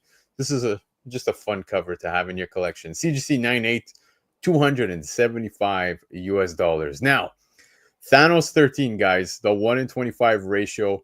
First appearance of Cosmic Ghost Rider. This 1-in-25 is probably one of my modern grail books that I must own in my collection, and a CGC 98 just sold for $1,000. Baker Shaker this week. I wish I had this book. I've got multiple prints when it comes to Thanos 13, but the 1-in-25 is one I don't think I will ever be able to afford, man. It's come down. It has. It's come down a little bit. This is good. This is a big sell. But at one point, raws of this book were going for $1,000. Yeah. So I mean, the fact that a 9.8 is hitting $1,000 right now, it's I don't remember what the all-time high was, but it was more than this. Yeah,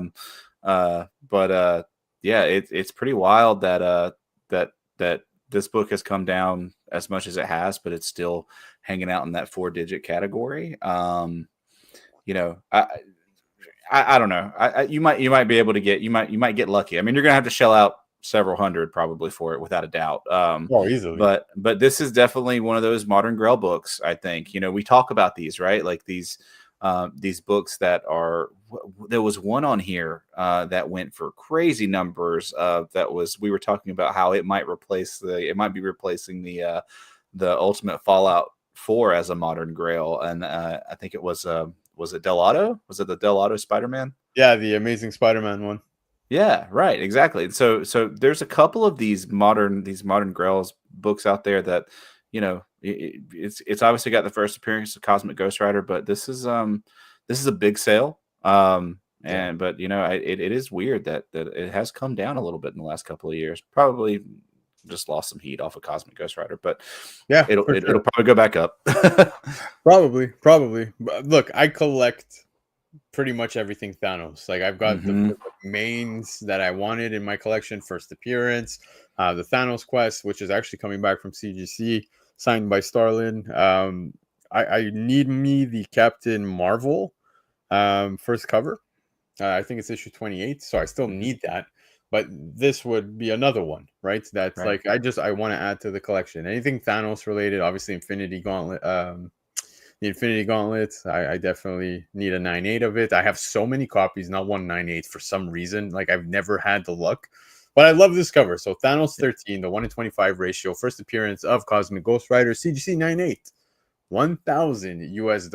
Now, I want to show you guys this. I said no video game books up until now, but Doom #1. This is not the regular Doom #1 that you guys have come to know throughout, you know, that you see so often. This is actually a GT Interactive Software 1996 E3 promotional giveaway, and a CGC 9.4 sold for $2,450 US. Baker Shaker this week. Like I said, guys, we are so familiar with the regular Doom cover, but I had no idea that there was an E3 promotional giveaway for this. And dude, Doom was a big staple in my childhood, dude. Playing it on PC, playing it anywhere. Like I always played Doom. Now, learning that there's a promotional, you know, an E3 promotional, I didn't know that. And it's sold for such a pretty coin. Pretty penny at a CGC 9.4, 2,450. Yeah, it's just a tish under its all-time high. But it's pretty interesting. So this book didn't sell. The last sell before January of this year was 2 years ago. So it didn't sell, period, for like 2 years. And then in the last 2 weeks, 2 copies have sold. It's kind of crazy. So, but this is really cool. I'm with you. Obviously we've seen this cover several times, but I didn't realize that there was an E3 giveaway on this either until today. And this is a big boy sale. You know what I mean? This is a big number, and you know, that's awesome. That's fantastic. It's good to see these books kind of pop up out of nowhere, especially when you don't see them that often. I think there was only there's under 30 total on the census for CGC.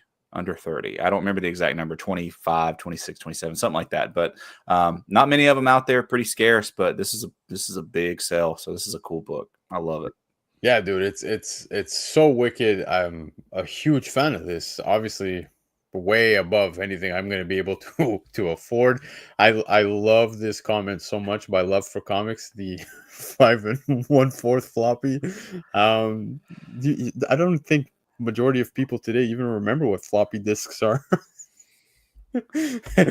Like if I walked up to a 20-year-old and be like, yo, you know what's a floppy disk? They probably be like, what are you talking about? No way. Yeah. No, I've seen people. I love it when we get the old tech terms and show the younger generation.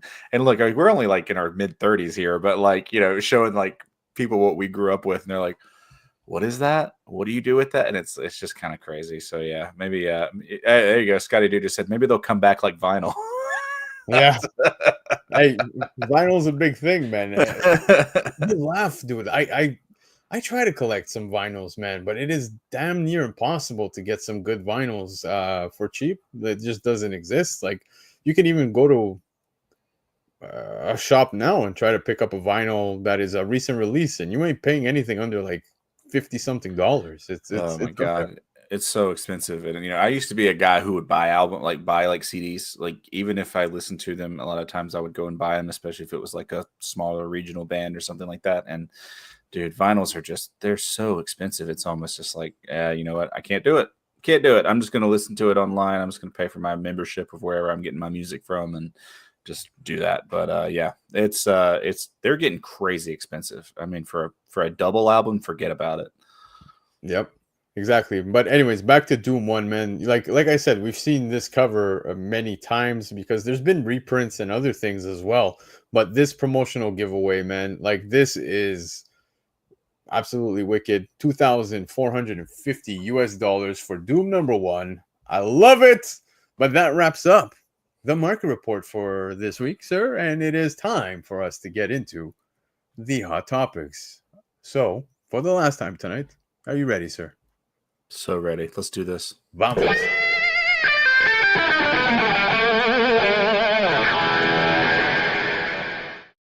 Travis, slow down with the cans, man. You're gonna get. It wasn't a can. It wasn't a can. It wasn't a can.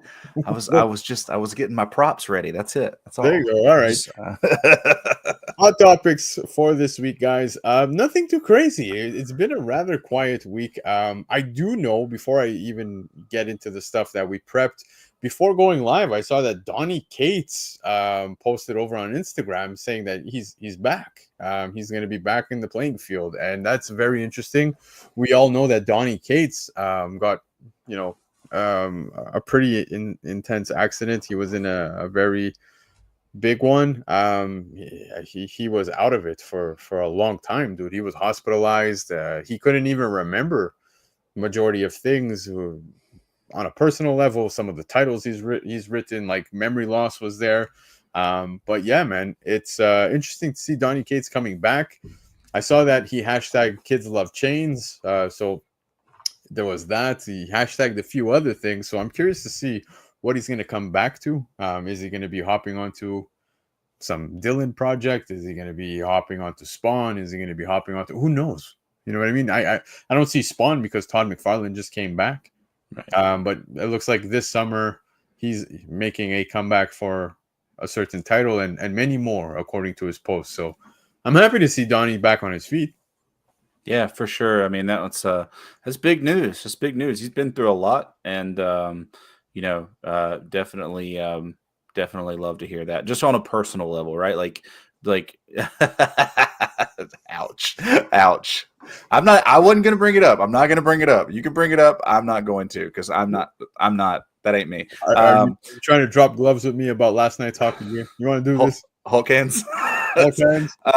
No. Seriously. Oh, come on. It's a beer and a half. I'm at 1.5 right now. But yeah. So I think on a I'm glad Chia Pet said it, because I was like, just let him come write something for the Absolute Universe and just add to that roster of writers they've got working on this universe. Like I said, comics aside, on a personal level, really, really, really cool to see Donnie coming back. Dude's had some seriously great runs in the comic world, and all of that aside, it's just cool to see him kind of getting back to it and getting out there and doing it again. This is great. It's great news. Yeah. I saw a comment in the chat from Love for Comics asking if I'm going to talk about the Frank Miller cover from this weekend. And I can assure you, I will bring up the Frank Miller cover from this weekend, which, oh man, I think that might be the spicy topic with everybody in the chat. So let's see how that pans out. But very quickly, I just want to show you guys. Apparently, Coleman Domingo clarifies rumors of replacing Jonathan Majors within the MCU. So Domingo was saying that there had been conversations of me coming into Marvel in some way. So we did follow up with a sit-down meeting with the heads of Marvel. He did do that. The actor continued. We talked openly about the landscape of Marvel and the Kang rumors. I am all about energy. I want to do things that make sense and bring gentle energy. I want a role to be mine, whatever I develop. Something didn't feel right to me about replacing someone. I want to build something from the ground up that is my own, and that is respectful. I totally get it. I don't want to see him replace Jonathan Majors, to be honest with you. Apparently, Jonathan Majors is back in play. I don't know if that's going to happen or not. I think he's been, it's tainted now. You know what I mean? Like with everything that's happened, I think people have already thrown in the towel, including Marvel, when it comes to Kang. Unfortunately, I thought there was great stories playing out, but Coleman Domingo making his own character, sure, I would much rather that than him replace Kang. Jonathan Majors. I agree. I don't know. I kind of think, I don't know. Jonathan might find his way back. Again, I don't know in what capacity, as far as like how much they'll put into King. But especially now that they're kind of obviously turning the page and they're making movies with the intention of turning the page there. But I think I don't know, man. I think Jonathan Majors might be coming back. I really do. I when I saw that, I was like, I think that's got a good chance of happening. I don't know anything. It just feels like it has a good chance of happening, for me at least. Yeah, exactly. Now, Coleman Domingo is, like Chia Pet said in the chat, currently voicing Norman Osborn in Friendly Neighborhood Spider-Man, which I'm very much enjoying. First two episodes were pretty slow, but then anything after that, it really took off, man. It's become something fun to watch, something I look forward to. I just accept it as its own universe. I don't look at it anything more in depth. I think some people, are, you know, are overlooking things. I still think that too many character swaps. It's just like way too much. I've said it even. I think I said it even on Covrprice last week. How I didn't even realize Dr. Connors was Dr. Connors until it was mentioned. I was like, oh, okay, like that's a gender swap, race swap, everything. I don't know. Like everybody was just changed significantly. Right. It was just like a lot to take in. But otherwise, I think Coleman Domingo is doing a phenomenal job voicing Norman Osborn. I love it. Yeah. It's I watched the first episode. I'm not caught up. I bought the first issue and watched the first episode, and it's different. And I understand I understand, like, some of the complaints with it and everything, and it's fine. If it's not for you, it's not for you. First episode was fine for me. I didn't hate it at all. Hey, dude, it's the first show first Spider-Man animated where Peter Parker bleeds, and I mean he bleeds, bro. Like it was impressive to see. I was like, oh, okay, they're going this far. Yeah. But I think looking at this Jonathan Majors thing, I just think that it had, promise, and he was good. He was good. I mean, I don't think anybody would argue that. He was really good in his role, and it'll be interesting to see. I mean, they can always twist things and make things work, and kind of, they can rewrite the story to make it fit if they want to do that. So, I personally, I kind of felt like Doom should have come before Kang anyway. So we're going to get that, I think. So it should be nice. We'll see.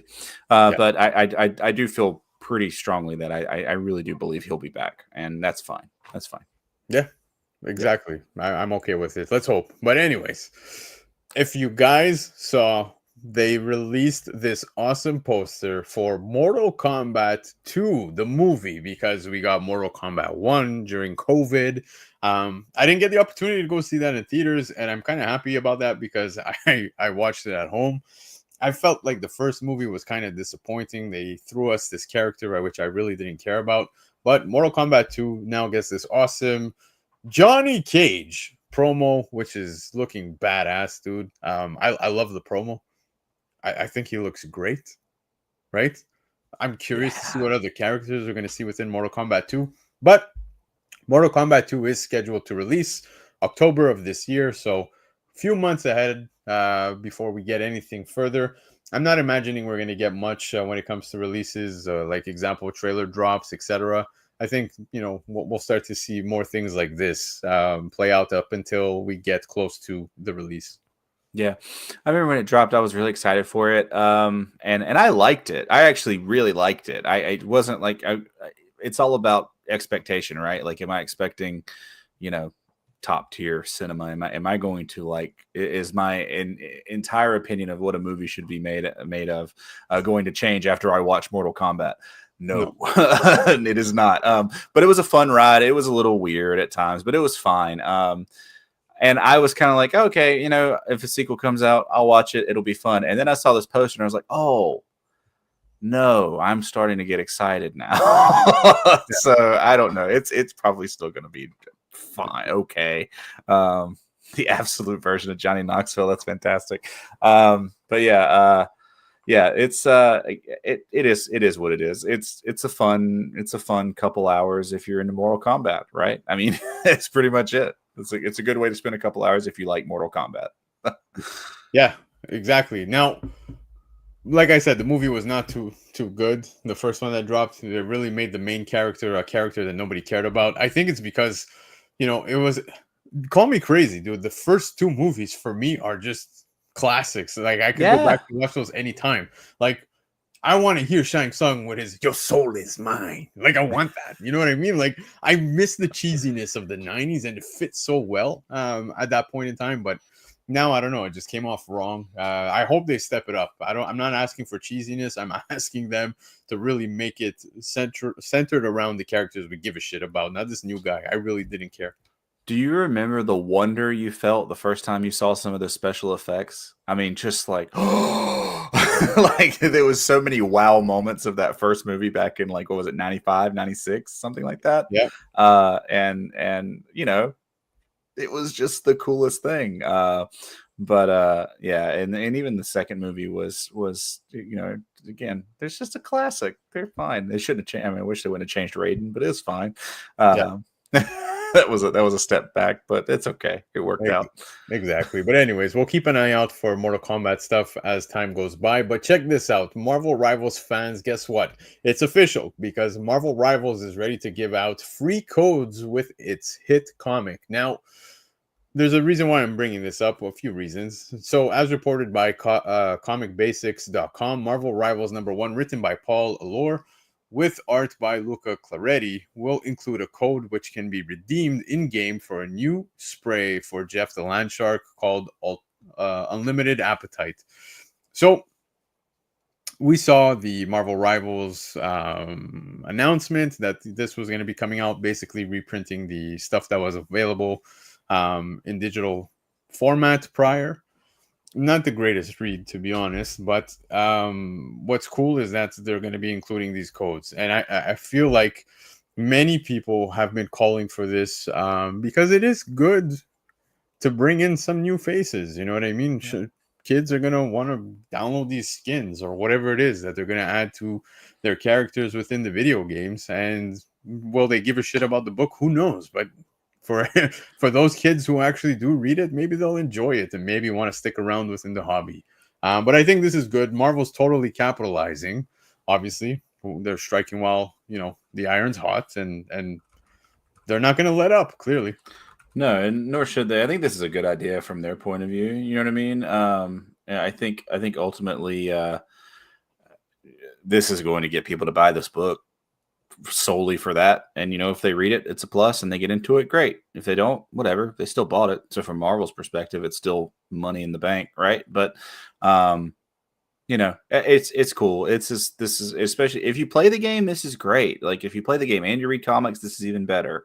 But this is cool. This is a good way to maybe get some people into it and certainly get some people buying comics, because ultimately that's where all this is going to come from. That's where we that's the bread and butter. So you need more people with more eyes on comics. That's never a bad thing.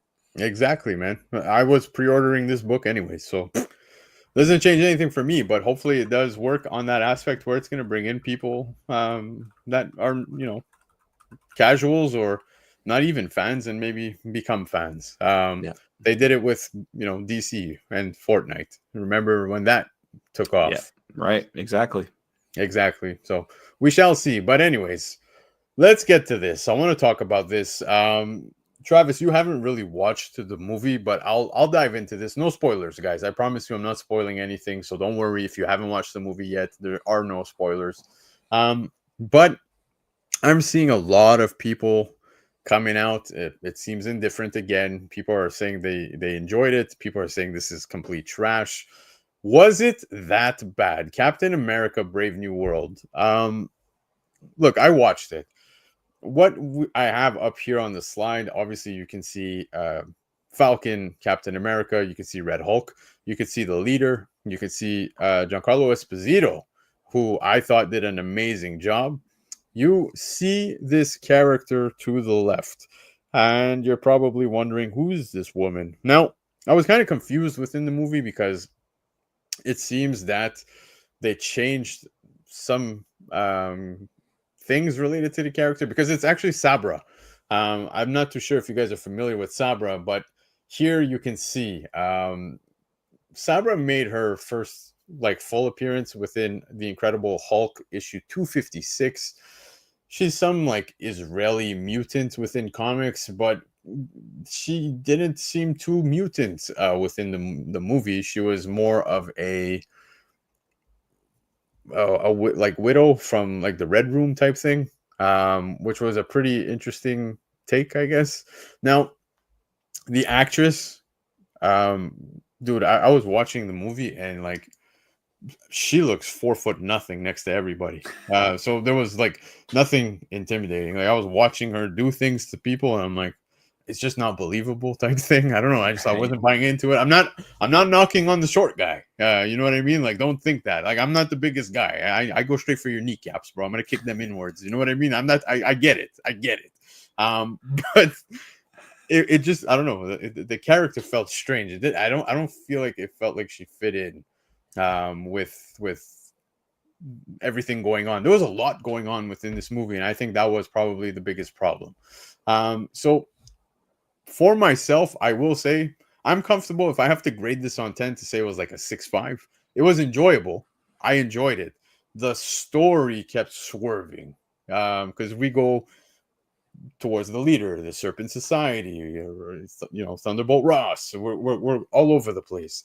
And there's many points where I'm just like, okay, so now we're dealing with the Tiamat, the adamantium, and I really thought that would be more prominent within the movie. I thought it was going to have a bigger importance, although it was very important, but I feel like it just, we forget about it at one point because now we're focusing on something else.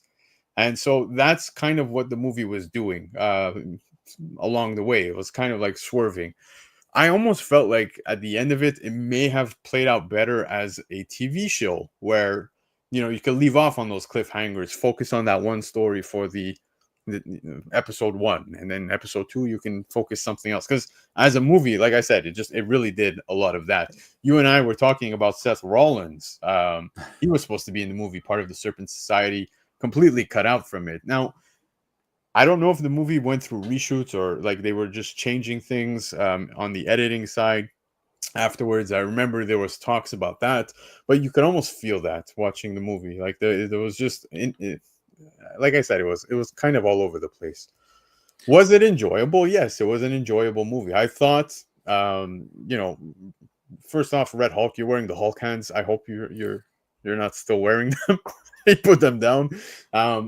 I thought he looked amazing. I thought, you know, you got to remember that Harrison Ford came into this after the fact. They tie up a lot of loose ends from Incredible Hulk with Edward Norton, and I thought that was neat story-wise. I was happy to see that come to a close.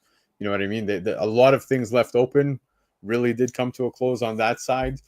Giancarlo Esposito, I hope to see again later on in the MCU, because man, he's just so good. He never misses. He never misses ever. Yeah, he really dominated the screen. The leader, again, I enjoyed the leader. Like I said, you know the leader. I just referenced the Incredible Hulk with Edward Norton, so a lot of it comes to close.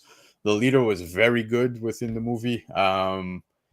The post-credit scene, which I won't spoil, but I guess I get what he's implying.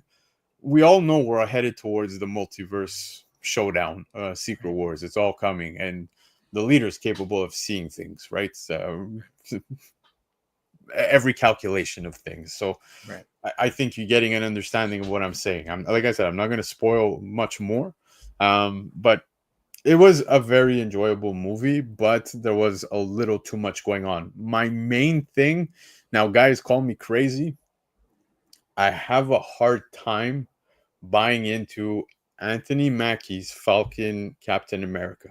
That's where I struggle. I love him as Falcon.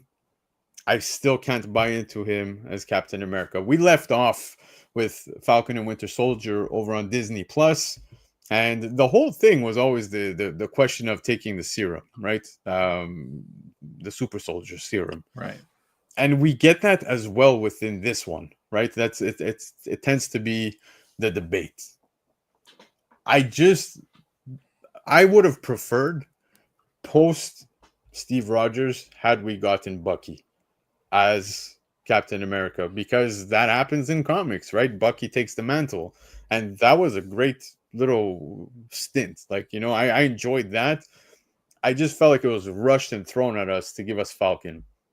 I love his fighting style within the movie. Very interesting to see him, move forward, and like he's got this Wakandan tech within his wings and stuff, which we knew about, guys. This is not a spoiler. Like, you saw it even in the trailers, and had you watched the movies, don't forget he's like boys with Bucky Wakanda. You know how it is. But I just don't buy into it. If he were to lead the way to reassemble the Avengers and be their leader, I don't buy into it. Like, I that's my struggle. Yeah, personally, when in Endgame, whenever the shield was kind of handed over to Falcon, it was, and I love Anthony Mackie here, but when it was handed over to Falcon, I think that was immediately my first thought was, oh, but you could have gave it to Bucky. But ultimately, though, I think that I think it's fine. I've actually heard that he was. I've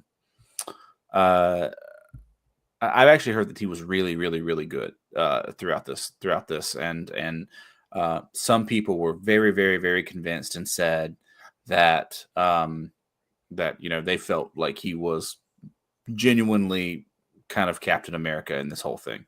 I've heard other people say the opposite, right? So I think it's it's personal preference. Personally, I would I have preferred Bucky? Yes, because he kind of fits.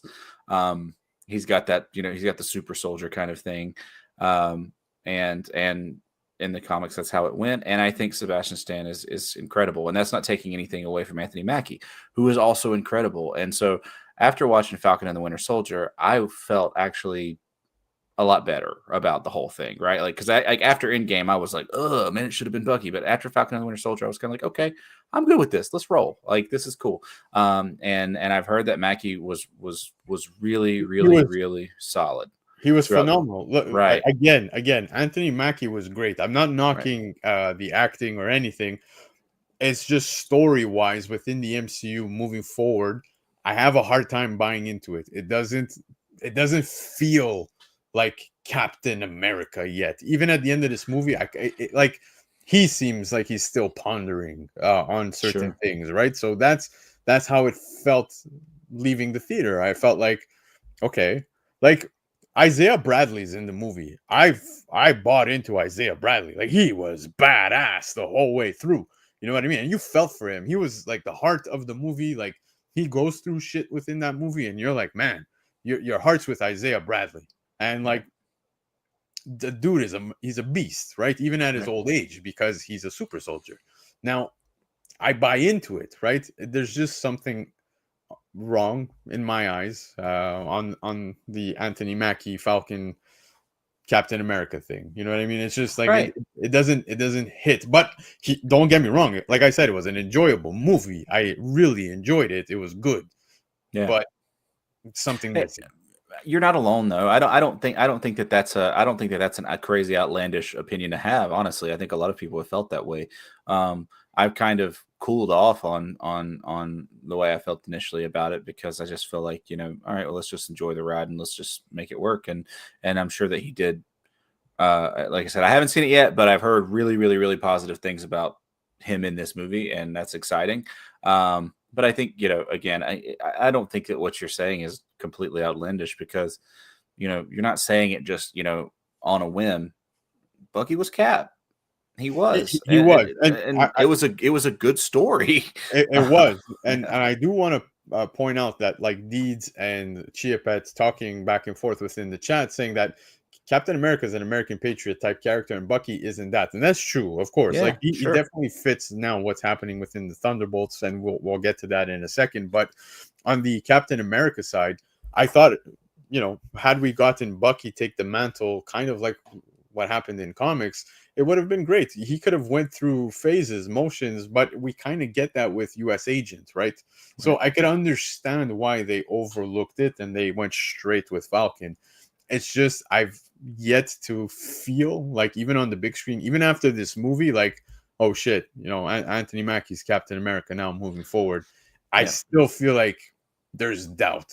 You know what I mean? There's things that didn't make sense to me as well. Like, let's put it this way. And I get the movies stick together in my memory so much, so I might be wrong here, but in Endgame, when Cap first shows up, when they're in the train station, right?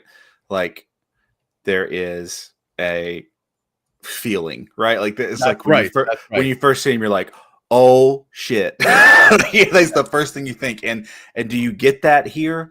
I don't know. Like, you know what I mean? Like, I think they're gonna have to build significantly story-wise. And I look, there's a reason why they dropped this movie in the month of February, right? They knew it was their weakest film that's dropping in 2025, guys. That's the reality. Hopefully. But to say that he gave me that feeling that you're talking about, no, he doesn't. Again, I'm not knocking on him. He did an amazing job. I like him, but it just doesn't give me that feeling, like you were saying, like, oh my god, this is Captain America. No, I still see him as the Falcon figuring out his way, his footing now as Captain America, which obviously we're going to see that. Maybe the big payoff is going to be in Secret Wars. You know what I mean? Like, well, okay, now he's taking charge. Who knows? Maybe, but it felt like this was that movie, right? Like this should have been that movie. And that's not for us to say, right? They know what they're planning on doing with these movies and everything. But it sort of felt like the Captain America movie where Falcon is the captain, is the cap. Okay, so you feel like this should be the movie where you really feel like this is driving it home that this dude is hands down Captain America, like, without a question. And I know that hit for some people and it didn't hit for everybody. And like, once I see it, I'll be able to say for sure. But it felt like it felt like it was a little bit split. Whereas, it's like I said, it's that Endgame moment where it first shows up and you're like, oh my god, Cap is here. It's still oh my god, Falcon's here. Like, or at least it has been. And I haven't seen this, so maybe that changes for me, but that's still what it feels like. Yeah, no, for sure. But just to answer Chiapet, because he's saying they dropped Black Panther 1 and 2 in February, LOL. What I'm stating with my comment is, when you look at the films that are being released by Marvel this year, their summer blockbuster is clearly Fantastic Four. Now, you would figure Captain America, it's Captain America, right? Like, this is not a small-time character, especially not within the MCU at the moment. So, obviously, they were going to not release such a movie as Fantastic Four in the month of February. I'm just using it as an example. I know it's physically impossible because they're still finishing it up, but I understand why they put Captain America now as opposed to let's put this in the summer. Maybe they could have dropped Thunderbolts, you know what I mean, at this point in time, or hold this off, whatever. Like, the schedule kind of made sense to me, as in, okay, they've got a busy slate this year. I mean, they do. And they got we literally have Daredevil in like a few weeks, 2 weeks, 3 weeks. Yeah, it's a lot, so they have to put it somewhere. Obviously summer is the place that you're going to put what you think is going to be, your biggest movie. It just flat out is. It doesn't matter, like, what anybody thinks. If you're putting the movie out in summer, you're expecting it to hit, or you need it to hit, one of the two. And Fantastic Four is that movie for them. Of all the movies coming out this year, Fantastic Four is the one they need to hit on, because if they don't, like, that's the reaction. It can't be bad. For sure. They cannot afford for it to be bad. Not in the same month that Superman comes out. No, it's different conversation, but still. It's literally like 2 weeks after the fact. But Deed's saying that he didn't think they had a choice with all the movies coming and all the delays. There was such a small window, and that's what I'm saying is, like, if they had to, like, shuffle the deck, I think they were comfortable with dropping this now type thing. And, like, the main focus is going to be Fantastic Four for sure. That's their summer blockbuster. So I feel like Captain America kind of got that. okay, let's just release this now. We're gonna just release it in the month of February. I'm not saying it's a dumping ground, Chia Pet. I'm not saying the month of February is just for shit movies, because there's always good stuff coming out. But what I'm getting at is Captain America. You would figure back in the day, right? Like a Captain America movie would be like a summer blockbuster, but it doesn't feel like a blockbuster at all. It kind of felt like I left that movie. I enjoyed it. Like I said, I'm not hating it, but I just didn't leave the theater like, oh, okay, whatever. It's kind of like a middle point when it comes to the the movies. I'm absolutely sure that when I watch this, I'll probably message you and say, "Oh, that was pretty good," because that's just how I am. I mean, you know what I mean? Like, I think we've had this conversation before when I say that like these things are hard to make. They're hard to make well, and I think that it's perfectly fine to not love everything about it and still sit here and say, "Wow, that was a great. That was a fun movie. I had a good time. It was good." But it's also okay to say that I think that might be the worst movie Marvel puts out this year. Doesn't mean it's a bad movie. Yeah, it just means that, and the reason I think, and I know Chia Pet talks about it being that bad, like this is a critic thing, for me at least, because critics are crushing it. Like, yeah, they're hitting it with absolutely like 52%. And somebody mentioned something that it's like it's popular right now to hate on Marvel. Yeah, it is. It absolutely is. And cool, great, but that's not what we're here to do. We're here to just kind of observe it. But critics are killing it, so it does beg the question: was it that bad? And I think that I think it's probably very fair to say that it wasn't that bad, right? And that's the point of why I wrote it this way. Like, was it that bad? Because everybody is trashing it, and I don't think it was that bad. Like, it was fair. Fans are pretty okay with it. I've seen so far. Yeah, dude. Like on the popcorn side of things with Rotten Tomatoes, like you're at well over 80%, and like it's well embraced by the fans. So I'm happy to see that. But was it as bad? No, I don't think so. I think that everybody's going a little too hard in the paint, trashing the movie. It was enjoyable. Just take it for what it is. It kind of felt like a phase 1, phase 2, Captain America. Like it would fit there. You know what I mean? Right. Like story wise, right. Like when Marvel was finding their footing. Like I don't want to say Thor: Dark World because that was a shit movie, but like it was not too far off. You know what I mean? Right. And again, I walked out of Thor: Dark World thinking that was fun. Yeah, it was fun. It was fun. It wasn't great, but it was fun. So yeah, take it for what it is. I enjoyed it. I hope you guys all have the opportunity to go watch it. But I do think that the surprise of the year is going to be Thunderbolts. Man, we got the trailer from the Super Bowl. It looks amazing, dude. There's so many things that are going to be addressed. I think several characters are probably even going to bite the bullet. Call me crazy. I wouldn't be surprised to see some of these not walk out of this. You got the Void in the trailer, Sentry. Here we go. I am so pumped for this. I'm still trying to figure out who bought that Avengers Tower. And the more I watch this and I see pieces coming together, I'm really hoping it's Norman Osborn. Dude, how sick would that be? It would be awesome. It would be awesome. This movie is going to be very, very fun. I just, you can't go wrong with this cast. I think it's just going to be so fun. I think ideally, I think that you start the year out with Captain America, and then you roll into this one to surprise everybody, to kind of get everybody ready for the big one, right? And so this is. But I think this one's going to be so good that you can't overlook it. I think it's going to be one of these movies that it's going to feel like it's sandwiched between those two with bigger names, obviously. But this one has that real ability, I think, to punch above its weight class a little bit. And I think sandwiched between the other two really big name movies here. So this is great. This is going to be fun, I think. Well said, man. Well said. I'm so pumped for this. The trailer looked amazing. That was probably one of the best things to come out of the Super Bowl, because that was a very boring game on my behalf. I thought it was boring. But yeah, man, I'm so excited for this. I really think it's going to surprise everyone. But let's get into it, because somebody brought it up in the chat. I tried to avoid this. But guys, Frank Miller dropping this. Guys, Amazing Spider-Man 70 has this Black Cat Frank Miller cover that's coming. And you already know the internet is having a field day with this. Now, look, if we can be honest for just a second, of the Frank Miller covers that have come out recently, this feels very Frank Miller. Right? Like Frank Miller's always had a very interesting art style. He's not always had home runs. I'm going to be honest. He's a legend. He's an absolute legend. But certain things feel very Frank Miller, except for this hand. I feel like if you get slapped with this thing, your head's falling right off, man. You're about yeah, you're going through the wall, man.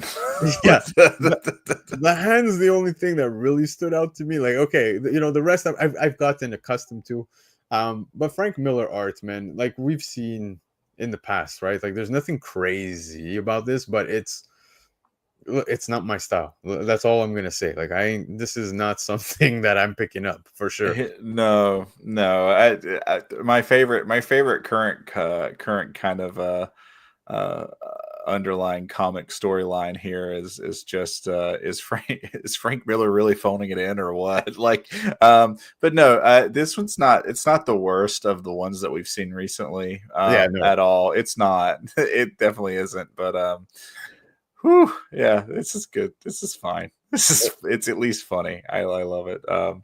But yeah, I'm definitely not going to be picking this up. no chance. It's not my thing. But it's rough. It's rough. Look, Frank Miller's been coming out with some rough covers, but like I said, dude, like in the past, like he's had some covers that were like not so good. You know what I mean? Yeah, like, recently, like very recently. Here, no, recently for sure. But look here, hell and back. Okay, and shout out to Derek in the chat because we're talking as we go through the show. But check this, okay? Frank Miller. Okay, that's one. Look at the Supergirl. Look at the Supergirl. Okay, better. It's much better. That one's. I was about to say that one's a little more palatable. I think that one's okay. You like Batman and Robin, the Boy Wonder. I know you do. Yeah. Look, he's a legend. He's it's Frank Miller. But I don't like to knock anything. You just keep putting them up. Okay, those were rough. The Dark Knight 3 ones were. You keep doing you, Frank. You keep doing your thing, Frank. That's all I'm gonna say. Keep doing your thing, bro. It's all good. Look, he's had some hitters, bro. I feel like I almost got that. Hold up. Let me try it again. Oh my gosh. Anyways, there's some very interesting covers, that is for sure. Yeah. But like I said, he's not always hit home runs, so I don't know. Like, clearly his work is not. That's that look when you're out somewhere and someone says something and you just look across the room at someone like, did you hear that? Because we're talking about it later. It's my wife gives me that look 90% of the day, bro. So did you hear that? Yeah. But anyways, man, and thankfully, my wife does not have these hands because she'd knock my head right off. Right off. Big trouble, bro. Yeah. My goodness. Frank Miller. Oh, Frank. Yeah. Guys, that was the show, but hang tight. I promised you a giveaway. So let's get into that. Giveaway time, baby. Michael Baker, Mr. Baker Shaker, giving away this awesome Captain America Steve Rogers, issue number 1, second printing in a CGC 9/8. I am already envious and jealous of whoever is going to win this because I love this book. The book where he says, "Hail Hydra." We're going to give that away right now. So if you want to win this book, while Travis and myself hang out, just hashtag in the comment section, Hail Hydra, one word. Make sure you put the hashtag and you will be entered for a chance to win this. So again, hashtag Hail Hydra, and you will have a chance to win this. So one lucky winner is going to win this, and I could see the hashtags already coming in. Look at that. Let's Travis, go. Are you going to try to enter this? What's going on? No, I'm recusing myself. You are a recent winner of Michael Baker's giveaways. You won it over on Covrprice. I never win anything, so this is fun. Baker, they're here, safe and sound. I have not posted them on Instagram yet, but it's happening. So I know you're here, brother. Thank you. They were perfectly packed, and I'm so excited about both of these books. So yeah, love it. Yeah. I absolutely love it, man. So yes, the Hail Hydra. Look at you guys. This area to my right is insane right now. There are Hulk hands, a beer can, and slabs. It's wild over here right now. Is it the beer cans you smashed on your head, or? Yeah, that one specifically. That one. Jesus. Yeah. There's nice a permanent indention right here. So I'm starting to collect the comments. So far, we have 20 entries, which is surprising me because, guys, we have 38 viewers. So I hope everyone's getting their hashtags going. Let's make sure everybody gets a chance to get in on this. And now at 21, so 22, they're coming in. We're about to pull the trigger very, very shortly. TJ, before we give away these books, again, remind the people where they could tune into your stuff. If you're a glutton for punishment and you really like the Absolute Universe, you can come and hang out with me at Trek Wars Comics. That's the YouTube channel, Trek Wars Comics. Also on Instagram at Trek Wars Comics. We cover the Absolute Universe in its entirety. So we do full issue reviews. So if you don't like spoilers, you can fast forward. And we do news, anything that's happening that comes across the all of the interwebs. So come hang out with us. Come check it out. We have fun. We talk about everything. The podcasts are getting more and more off topic every week. So it's really great. And yeah, we're having a good time. So we talked about Absolute Batman #5 this week, which was intense and fun and crazy. And so it was a good time. You getting ready to write for the Shakers this week? Yeah, I'm excited. I never know what to expect. It's whatever anybody buys. So it's different every week. It's always fun.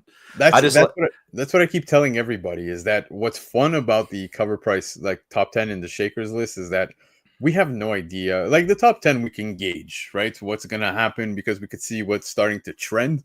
But on the Shakers reports, like that's the one show where literally I walk into and I'm like, okay, here we are. We're live and these are the books. And so like you obviously writing that stuff, you've even told me in the past, it's like there's a pool of books and it's like you don't even know which ones are going to make the list. No. It's pretty fun to see. It's pretty fun to see them come in and it's kind of a mixture. Like there's a pool sometimes. Sometimes if you go out and find one that's just really good, you can jump on it really really quickly and it's great. But yeah, it's a lot of fun and I love it that I just absolutely love that it's so different every week, and it can be a challenge at times because sometimes you kind of go out of your comfort zone, right? Like it's great to write about books you know about, but like sometimes you gotta dig into some My Little Pony if you don't read My Little Pony every week and find out why it popped off, and that's got to do it, and it's fun. You learn things. It's really cool. Yeah, exactly. But all right, guys, I think it's about that time. All the hashtag Hail Hydras have come in. So shout out to Michael Baker once more for this awesome giveaway. We're going to run this in 3, 2, 1. Let's see who's going to take this one home. Here we go. Oh, man. Like I said, I'm already jealous, and it's going to Marcel Denway. Are you kidding me? Of all people, we got to give it to this man. Come on. I'm going to rerun this. This doesn't count. No, I'm kidding. Shout out to my brother, Marcel. Dude, one of my best friends here locally. So I'm so happy to see that he actually won this. But, we got to give him his winning video. $2 you win, Ali.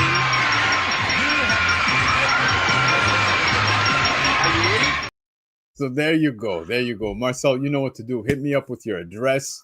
And I'll make sure to share that with Michael Baker. Shout out to Michael Baker, man. Thank you so much. Congrats, Dude, Marcel.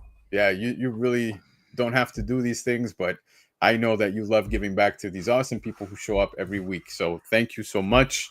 And Travis, thank you so much for hopping on this week, man. It was great times as always, bro. Always, man. I'll never miss it. It's awesome. It's like my favorite way to end the Sunday. It's fantastic. There you go, guys. Get used to seeing TJ's face, man. That's all I'm gonna tell you. We're gonna see him a lot more. My favorite face is the one where we caught you with the Alexa Bliss. That was by far my favorite. Oh yeah, no, it's just amazing to have those crazy connect the dot moments. Like it all makes sense now. For like that was like 4 years ago, and I'm finally completing the solving the mystery here. So this is great. Ryan Cabrera. Oh, Alexa, we love you. On the way down. On the way down. All right, guys, don't forget, tune in this Tuesday over on Covrprice. I'll be there with the gang doing the top 10, and of course, on Thursday night, bringing you guys the weekly shakers. So don't forget, show some love, and I will also see you back here next week for episode 81. Have yourselves a great week. Peace.